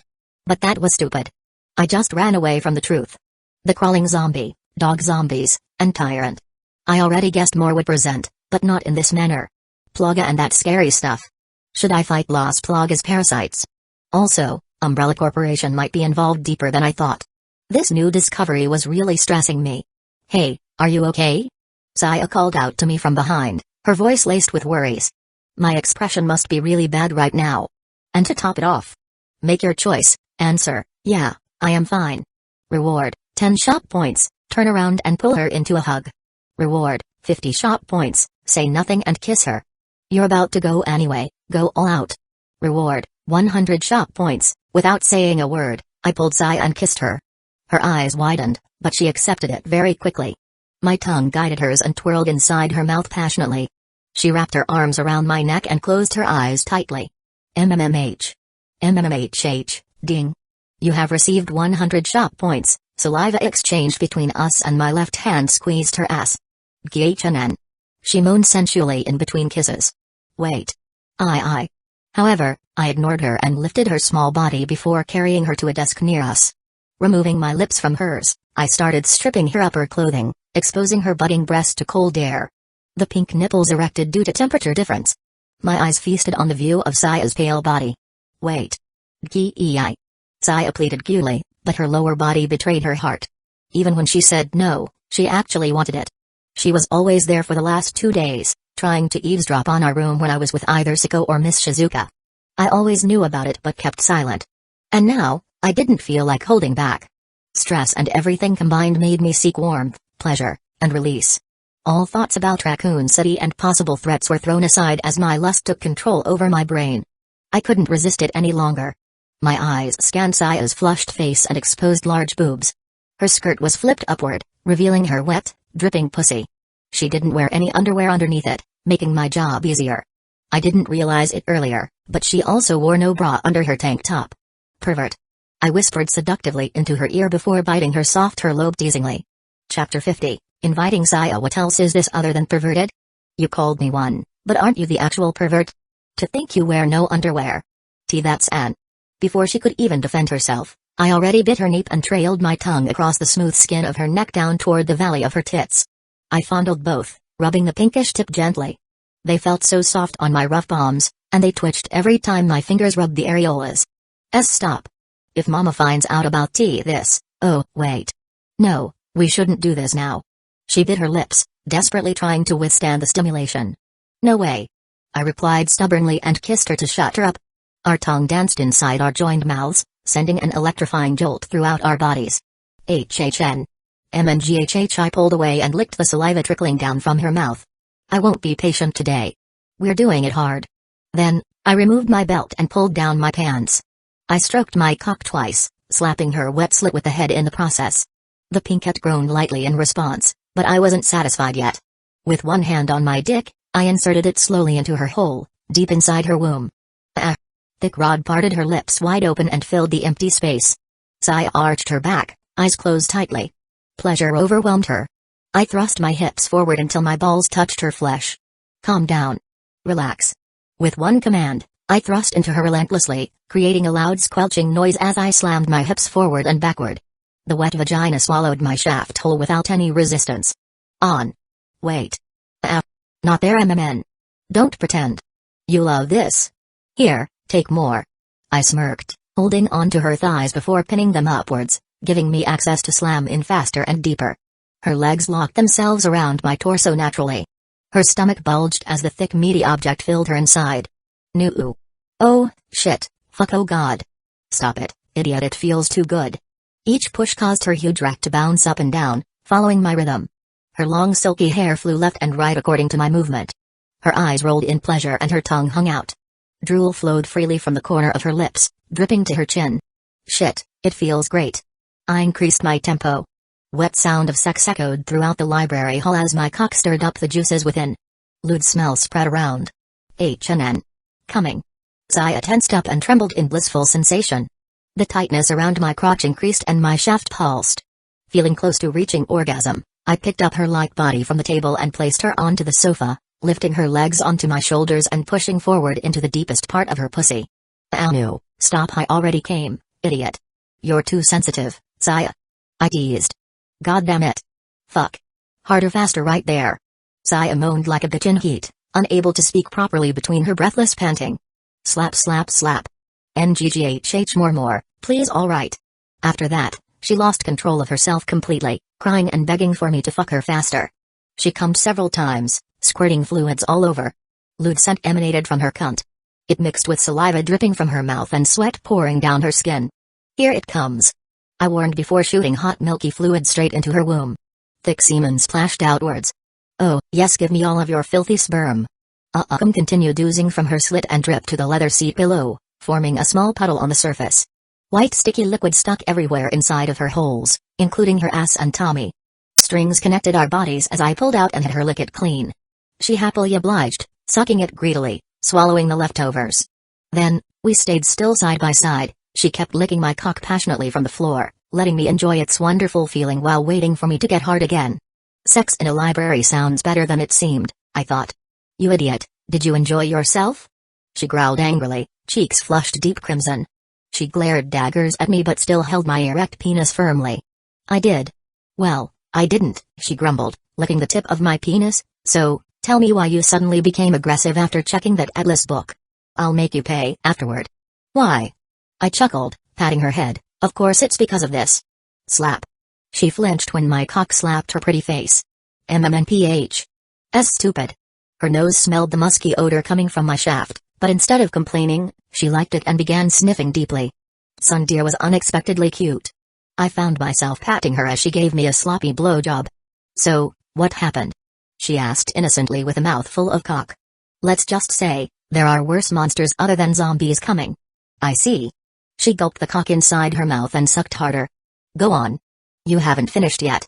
It might be similar to that tyrant in that underground lab. Only much more dangerous. That thing?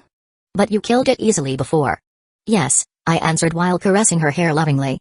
I admit that, but there are more types than that. Some might even be deadlier than that monster. MMMNH. Well, explain everything to me. She stopped sucking my cock and smirked, or I will keep you on edge until I'm satisfied. Hearing that, I smiled dryly and explained to her everything I learned from the underground lab and my worries. Of course, I only told her part of my meta-knowledge by calling it a possibility. And then. That's why I will leave tomorrow. What? A surprised voice escaped her mouth. She looked at me, eyes widened in shock, and repeated her question. You want to leave this place? For real? Where will you go? When will you return? How come you don't discuss it with me? She shot up immediately and stood up, towering over me who sat on the sofa. Her face was flushed bright red from anger. I remained quiet and waited until she finished ranting. And most importantly, what will happen to us? Are you planning to leave me here? Am I nothing more than a booty call to you? The sight surprised me. I thought for sure she wanted to stay with her family and think nothing of me except for a one-night stand partner. However, I was wrong. She looked hurt that I didn't tell her about my plan and planned to leave without her. I rose from the couch and hugged her slender body, burying my face in between her boobs. The idea didn't cross my mind at all. Saya. Hey. Where are you touching, pervert? My reply made her calm down a bit though. She pouted cutely before continuing. I don't want to hear such a cliché sorry. She crossed her arms and snorted. Tell me the truth now, stupid. Her answer amused me, causing a slight chuckle coming out from my lips. I sighed lightly before speaking again.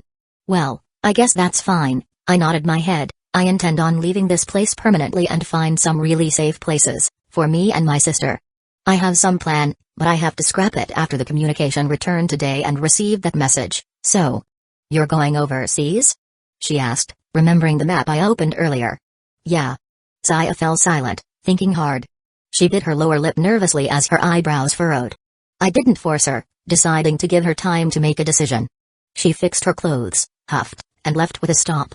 She didn't even bother finishing what she started and left me hanging there, slamming the door behind her. Bam. Chapter 51, tagging along sitting on a bed, I talked with both Sako and Miss Shizuka about my plans and the news. They weren't exactly happy that I delayed our departure but they understood.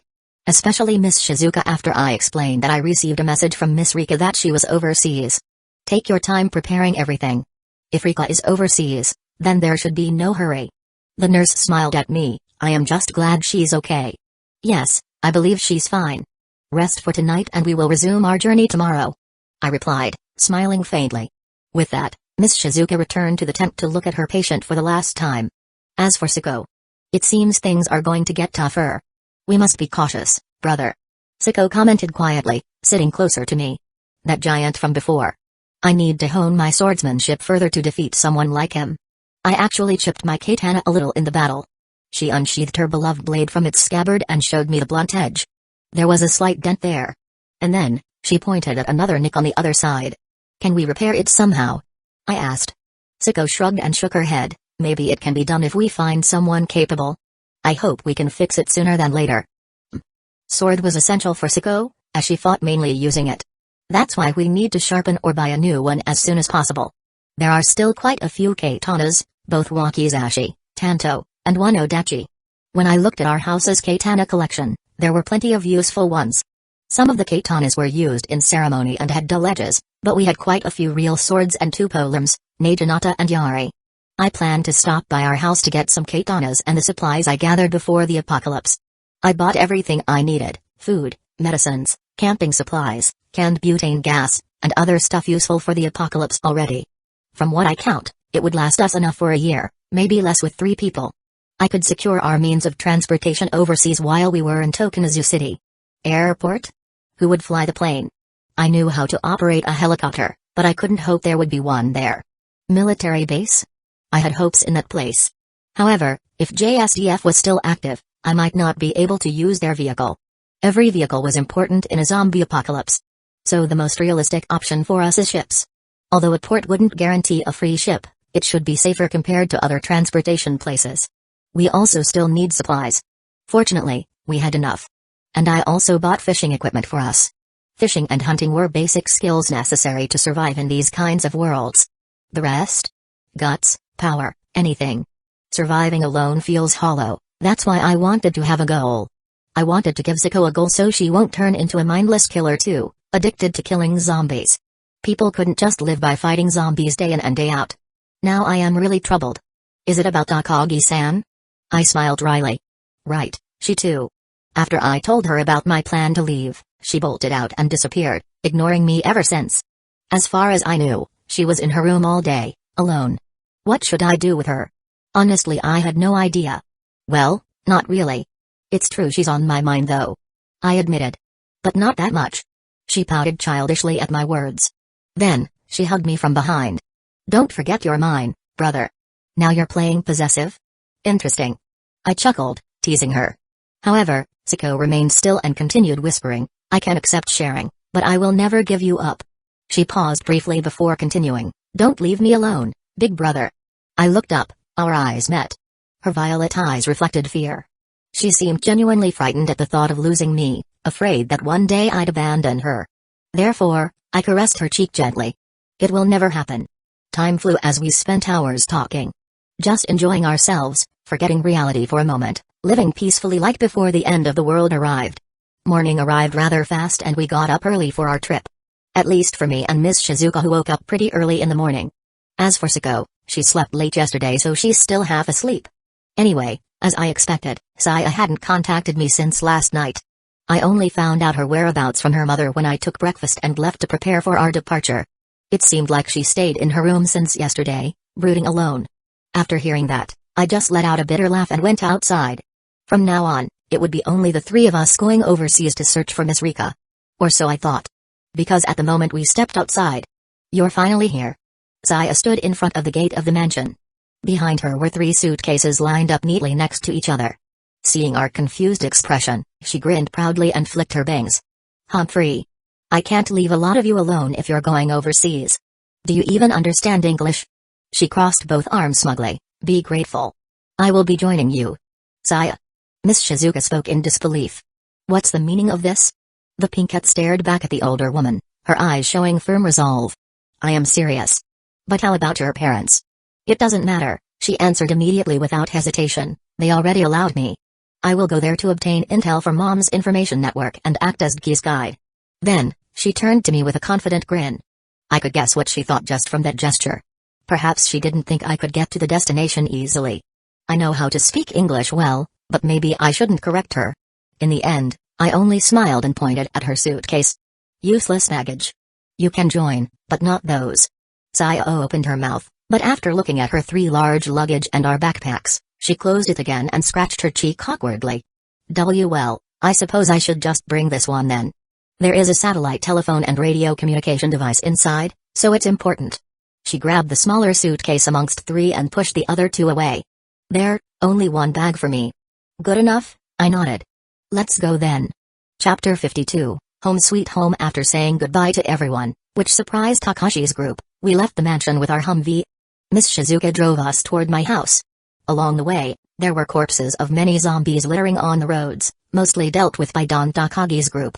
Fortunately, There weren't that many intact cars along the road, so we could move smoothly. "We're here," I announced from inside the passenger seat after arriving at the walled house compound. "This is your house?" Miss Shizuka asked, impressed. She stopped the car just before the entrance, looking at the wall from behind the windscreen. "Wow, it looks expensive. It's a bit bigger than Rika's house." "It's not that surprising. The Busujima family has always been well off since long ago." Saya, sitting beside the nurse at the back, commented smugly. "You even live in this kind of place alone, no wonder you're so selfish and arrogant." "I don't remember living alone here, genius girl." I smiled at the Pinkette's remark sarcastically. "While I am selfish, I am not that arrogant. Am I?" She just snorted and crossed her hands. Miss Shizuka giggled while Sako chuckled. The latter chimed in and joined me to tease Saya. "Yes, indeed. Brother isn't that arrogant, he knows his limit and never steps beyond that line." The atmosphere became pleasant as a laughter filled the car. Once we calmed down, I told the beautiful teacher to open the gate through the driver's window. The house's electricity still ran normally, thus making the motorized gates function properly. Driving the car forward, we passed the gate and entered the yard, parking the vehicle near the entrance. I hopped off the Humvee with a backpack on my back, carrying both an M1A1 and Wildcat crossbow. I checked something near the entrance and nodded in satisfaction. No one tried to enter. Before leaving the house back then, I prepared something near the door to check whether someone sneaked in during my absence. Although there were high walls separating my house from the outside world, I still worried someone could climb it somehow. I unlocked the door and let the others in, welcoming them to the living room. "Sako, can you show them their room? We will stay here for a few days to prepare. Meanwhile, I will check our supplies and stuff. Can I ask you guys to check around the house while I do my job?" I said to Sako. Sako nodded and smiled warmly. "As you wish, brother." I turned to the other two girls. "Make yourself comfortable first, ladies." "Oh, this house feels really cozy and homey," Miss Shizuka cooed as she looked around curiously like a kid entering an amusement park for the first time. "That carpet? It's similar to the one Rika has. And that television is big." "Humphrey. Mine's better," Saya boasted while looking around with a disdainful frown. "Busujima family's wealth is nothing compared to Takagi's influence." I just chuckled seeing those two contrasting figures. Then, I went downstairs and walked to the storage room. The door was locked by a few heavy-duty padlocks, making it extremely hard to break in without the proper tools or enough strength. I put down my weapons and bags, unlocked the locks, and opened the thick door made of alloy, revealing a very spacious basement room. The place was dark, so I immediately pressed on the light switch at the side of the doorway. Turning on, it lit up a room filled with various boxes, shelves, wooden crates, etc., each filled with goods ranging from foods, water bottles, ammunition, camping supplies, clothing and daily necessities. There was no weapon here, those were put in a different storage elsewhere. "It looks fine. Now then, let's check everything quickly." With that, I began checking everything inside the containers carefully, counting them thoroughly one by one. Dried beans. Check. Rice sacks. Check. Canned foods and snacks. Check. And so forth and so forth. A couple of hours later I finished inspecting the things stored here. Everything seemed undamaged and intact, thankfully. The medical kits for sickness and wounds are enough. I actually have 3 rolls of ropes and 5 sets of radio. Walkie-talkie, check. Fishing gears and hunting gears. All done. However, there were a few exceptions which caught my attention when I double-checked everything once again. Did I miss something or forget? It happens sometimes. Humans tend to forget things. Alright, let's stock more using my shops. Grenades, bullets, flashbangs. Let's use around 400 points to stack on weapons.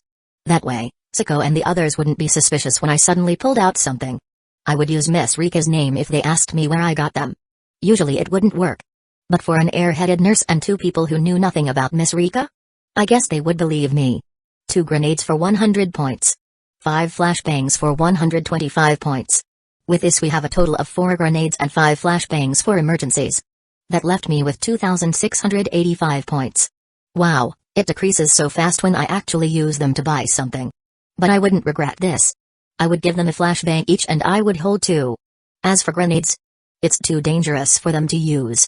Maybe I will have Sako hold on to 2 grenades, that would be good enough. Now, the second shelter should be located near here. If I am not wrong, it's in Shintoko 3rd Elementary School. The school was also described in manga.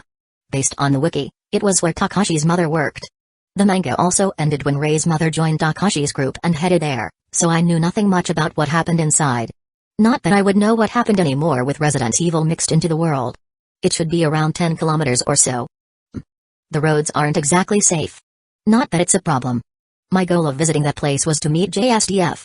While I already decided to go overseas with ships, it would be nice if the JSDF helped me somehow. For example, providing us a method of transportation to the port, maybe a helicopter.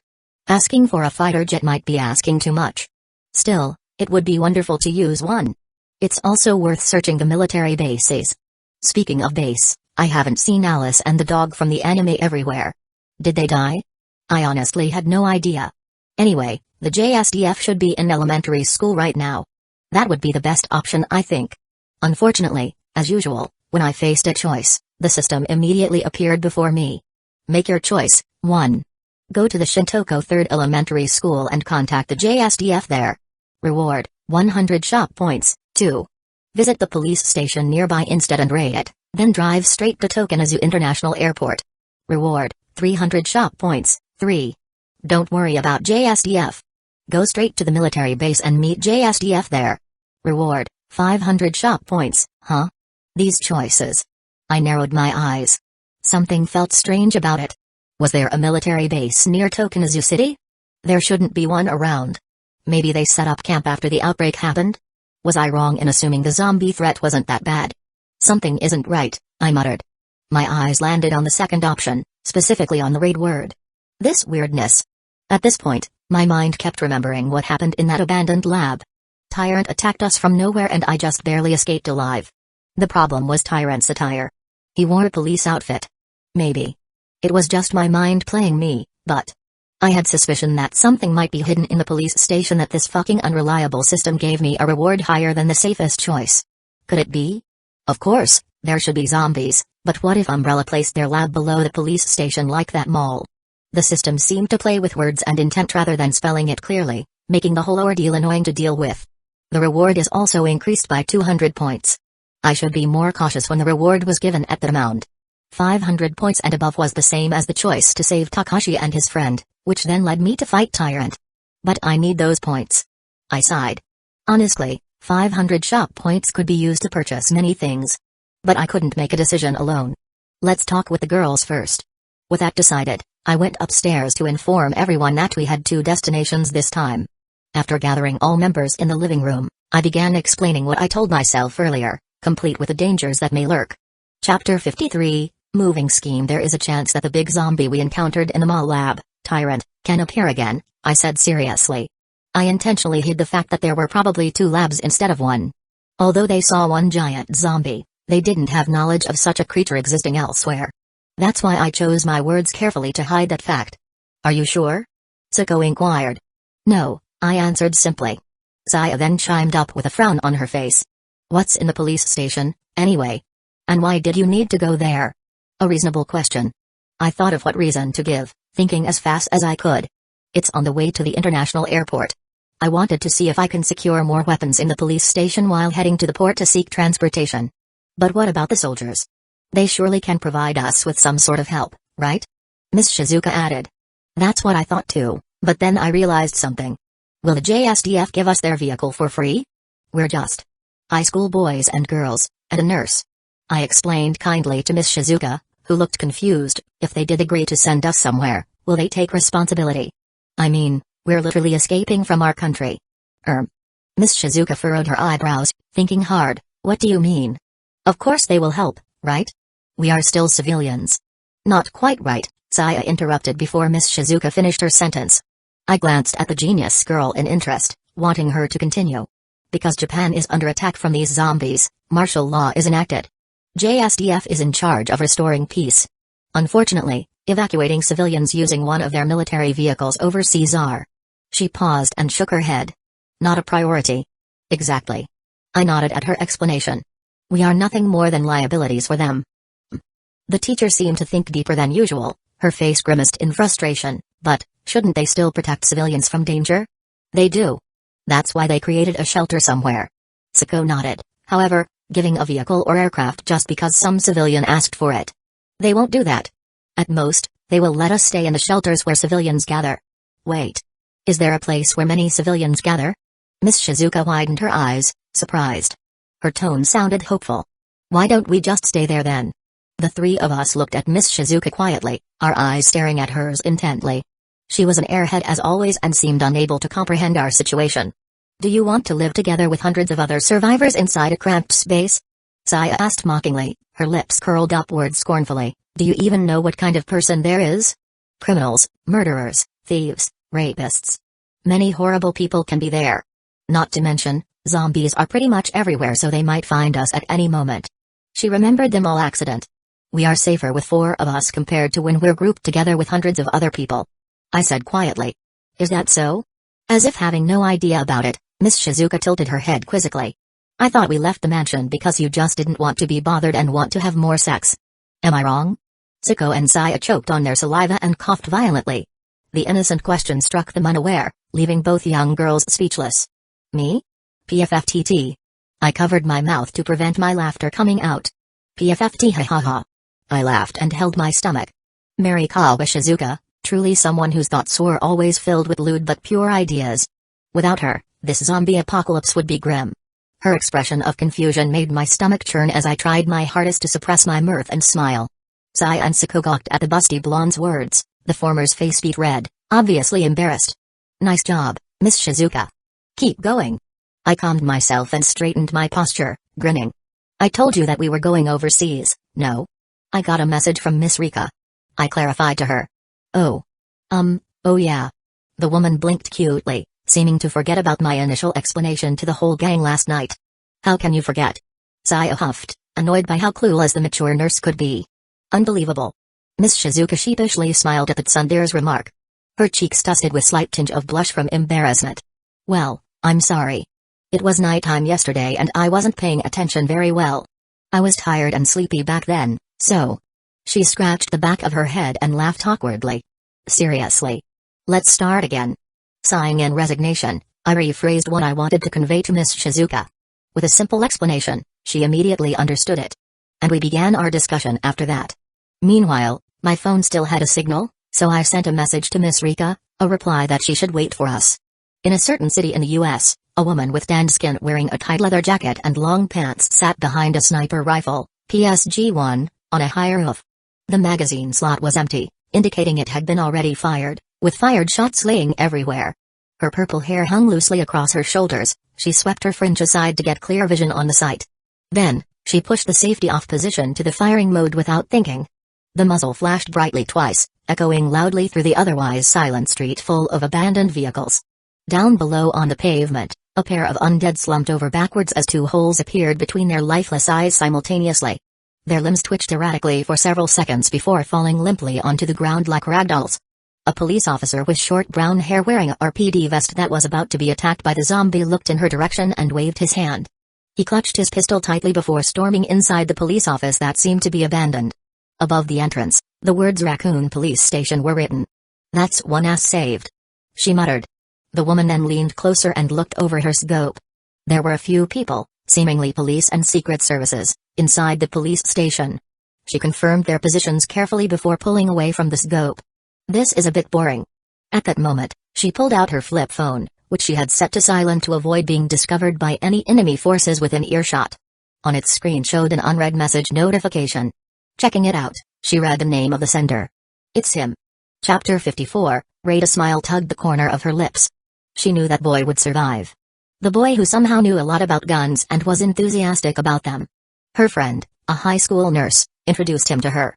Though she didn't quite like it at first, they quickly found common interest after knowing each other better.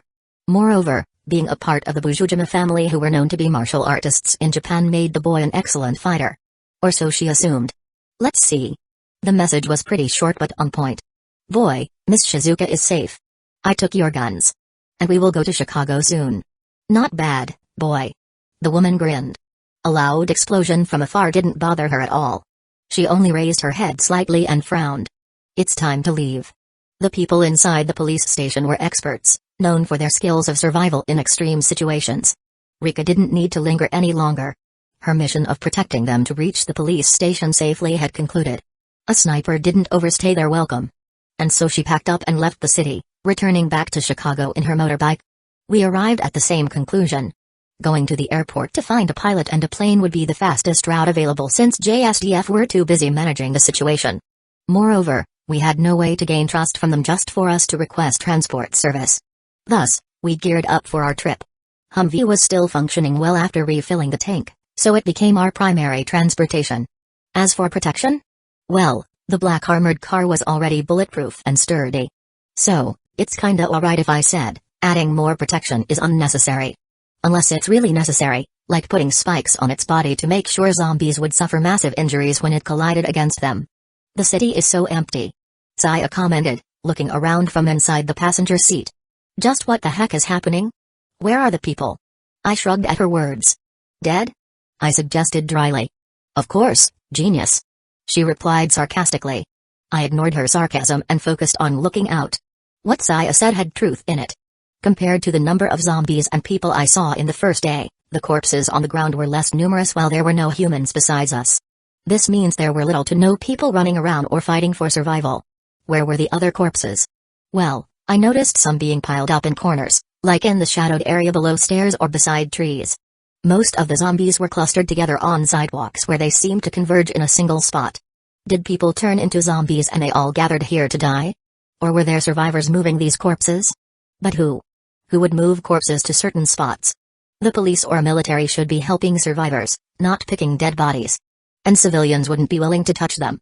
Anyway, despite these questions lingering within my mind, we finally reached our destination. Or at least, nearly reaching our destination. There were too many abandoned vehicles blocking our way, forcing us to stop some distance from the police station. The area here looks crowded though.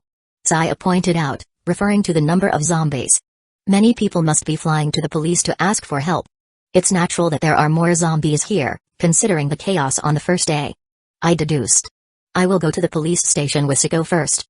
Saya and Miss Shizuka should stay here. Please get the vehicle ready in case we need to run. Saya pursed her lips, clearly unhappy. I want to go inside too. She demanded childishly. How come only you and her enter? That's unfair. And risk your life? As I said that, her body froze and she swallowed hard. Right? You don't want that. I wanted her to learn and accept that it was okay to avoid danger, especially when it wasn't something worth risking lives for. Anyway, I got out of the car carrying an M1A1 and Wildcat crossbow.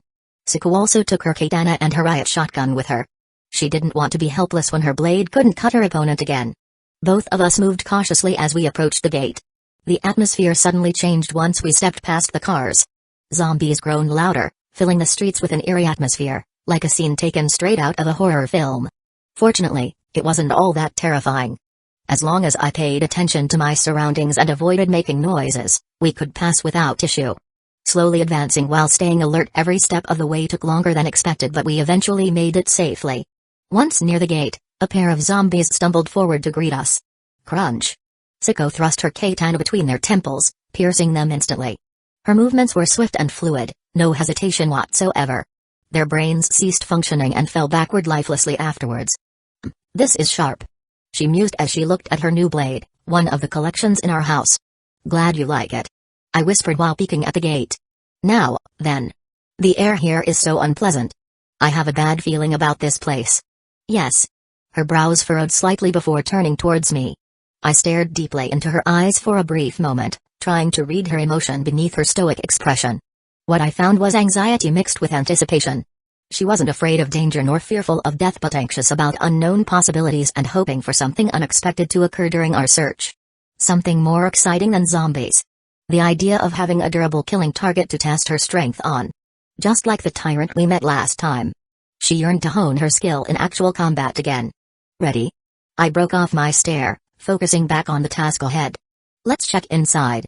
Be careful, though. With that said, we began searching the perimeter outside the police building. Nothing out of the ordinary. The interior was clean as far as we could tell. No sign of blood anywhere or corpses lying around everywhere. There were even signs posted telling civilians to evacuate. No traces of violence were detected. The front door wasn't destroyed. Rather strange considering the amount of zombies outside the station. It was easy to deal with zombies in small numbers.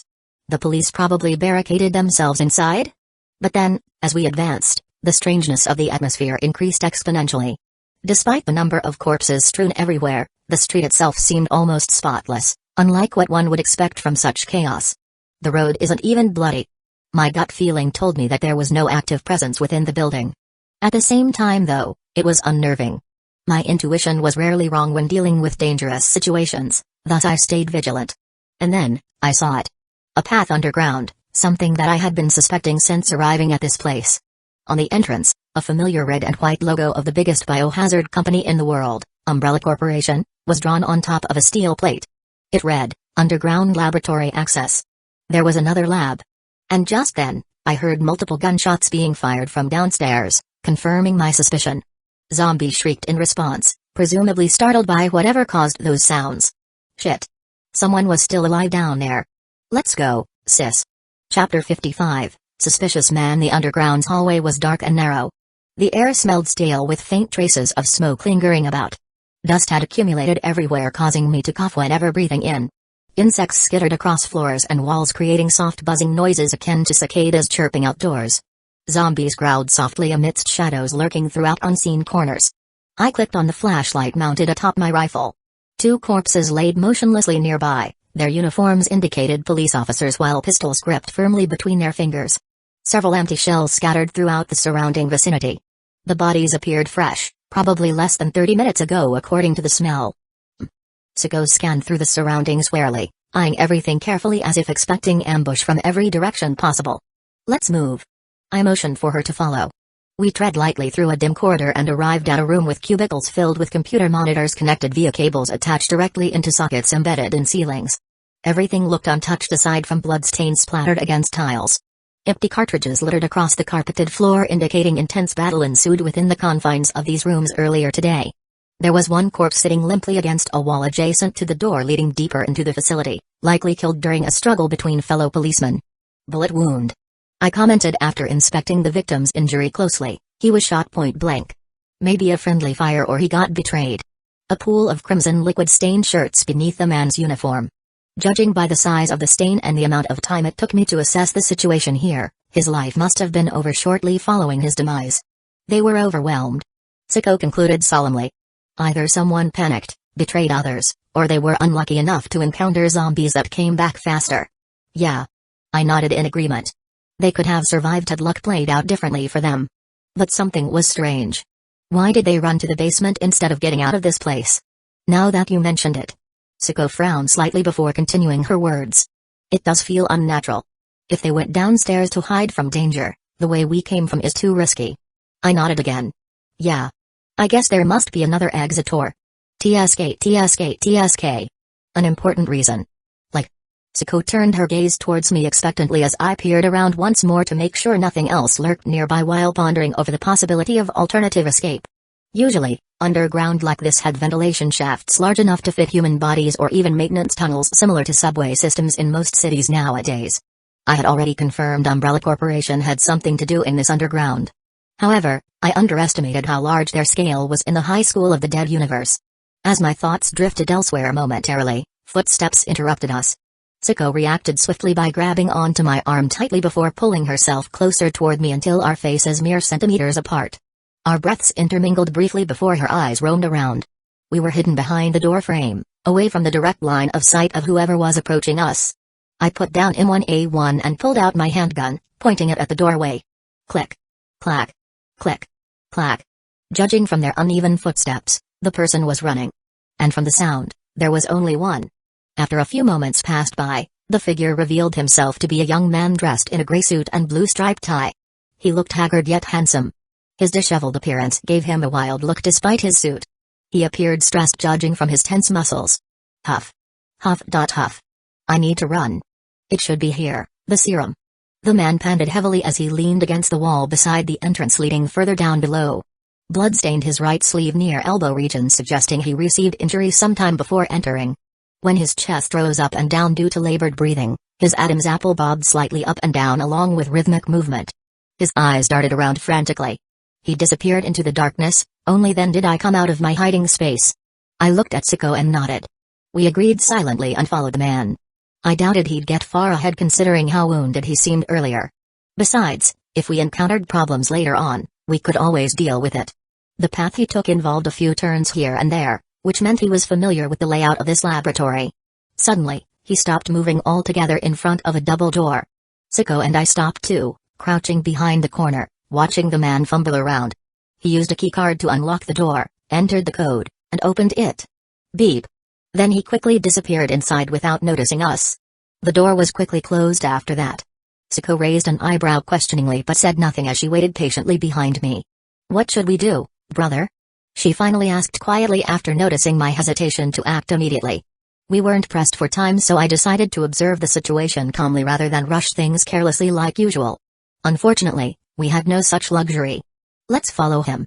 But her expression showed reluctance for some reason, although it soon disappeared entirely when seeing my determined stare. "Yes." Afterward, we moved toward the door. I tried to open it manually, but it was no use. We had to use a keycard just like what he did a moment ago. I might not know the password, but I had something I picked up from Tyrant's body last time in my bag. A keycard with Umbrella Corporation symbol printed on it. "Let's try this." I pulled the card and swiped it on the scanner. Bip. Click. Level 2 authorization confirmed. With a successful entry granted by the system, the door opened and we stepped inside. The room turned out much larger compared to previous ones previously visited prior to arrival here. Rows upon rows of shelves containing vials filled with various colored liquids greeted our presence, accompanied by several tables lined neatly across the center portion of the spacious chamber. "Hurry up. Find it." The man from earlier didn't realize our presence and instead yelled desperately while rummaging through different cabinets, searching desperately for certain items among countless piles stacked atop tables nearby him. Meanwhile, Sicko approached me slowly until we were close enough for her to put her sword in his neck. "Don't move." Chapter 56, Researcher Eek. Surprised scream escaped from his lips. "Wait, don't hurt me. I won't as long as you obey and keep silent." "Now, who are you? How did you answer my question?" I snapped impatiently at the man. He trembled violently beneath pressure exerted upon his body by Sicko's katana. The blade gleamed under the luminescent light. "Tell us your identity and affiliation right now or die instantly without mercy." If he resisted further, then I wouldn't hesitate to dispose of him here regardless of circumstances surrounding him. But then, I also had to be careful when dealing with this man. I didn't want him to die before giving us information. When dealing with an organization like Umbrella Corporation, killing one agent was acceptable in order to prevent leaking intel. I couldn't lower my guard even though there was no one here. Thankfully, he gave in easily enough. I work here. Please let me go. I haven't done anything wrong." "If so," I responded coldly. "What exactly was it that made you panic?" Nothing special. I came here for us safety." Ha ha ha. Obviously he was lying through his teeth. Sicko applied more pressure to his throat as punishment. Blood began trickling down the side of my neck. "Eek!" He cried out once again but refrained himself from crying excessively thanks to her sharp glare directed his way. After seeing his pitiful state, however, she loosened hold slightly, allowing him room to breathe normally albeit painfully still. His voice became strained and hoarse afterward. Fine, I'll tell you. But can we discuss this somewhere safer first?"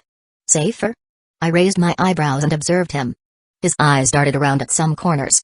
And I realized, there were hidden cameras installed here. "Keep your blade. I will tie him up. Please. Don't hurt me." He begged loudly, only for his mouth covered with cloth we found in the corner. Then, using the rope we brought for emergency, I tied him securely and forced him to follow us. We left the room with his key card, bringing him back above ground. I really wanted to destroy that underground lab, but I decided to keep it that way so Don Takagi and his men could investigate it for me. Who knows if the information stored in it may be useful. Also, destroying it wouldn't sit right for me. It's a bad idea to detonate something big like that. The vials inside the lab could as well be T-virus or some prototype G-virus. Destroying them risked infecting me and Sicko by mistake, hence, it was wiser leaving them alone until experts dealt with the problem appropriately later down the line. Once everyone's evacuated away from the city, I would consider doing something extreme then. However, our captive may have information regarding matters regarding these viruses or chemicals, which meant interrogating him thoroughly must take precedence first. In other words, Puha. Time for some violence. Thud. Please, spare me. I slammed him onto the wall and pointed my gun at his head. We were right now on the second floor of the police station, in an abandoned office that seemed to have a good soundproof. Here, our voices wouldn't extend outside and attract the zombies. There was also no camera here because this was an important room where the police had a conversation regarding a secret topic. They couldn't risk anything, even security cameras. If you don't wanna die, then talk. Don't worry about anyone hearing this. Wait, please. He pleaded again. I'm just a researcher. Good. You're the perfect candidate. I cracked a sly smile. It seemed like I hit a jackpot. Alright. Alright. Just, please, stop pushing me onto the wall. He relented dejectedly. I will explain everything, so. Go ahead. I smiled widely, enjoying my newfound authority. Your name and affiliation. He gulped nervously. Then, he proceeded to answer my questions hesitantly. My name is Davis, John Davis, an American citizen. I work as a senior researcher under the command of William Birkin, a brilliant scientist working on a development project titled G for the Umbrella USA branch. I kept pressing him for answers throughout the next half hour or so, gaining invaluable details regarding current happenings inside this particular establishment. We had branches in Japan and China, mainly conducting research projects concerning various biological weapons utilizing various viruses developed by our company such as T-virus and G-virus, explained John nervously while sweating profusely. Tyrants series, lickers, hunters. All kinds of bioorganic weapons or BO in short. The goal is to create powerful and intelligent weapons capable of slaughtering many targets in the shortest amount of time possible. That's... Sako muttered with a grimace. Really messed up. Yeah. I trailed off absent-mindedly. You guys are fucked up. Anyway, I have 3 questions. He flinched noticeably when hearing my tone of voice before nodding fearfully, indicating willingness to cooperate fully. First of all,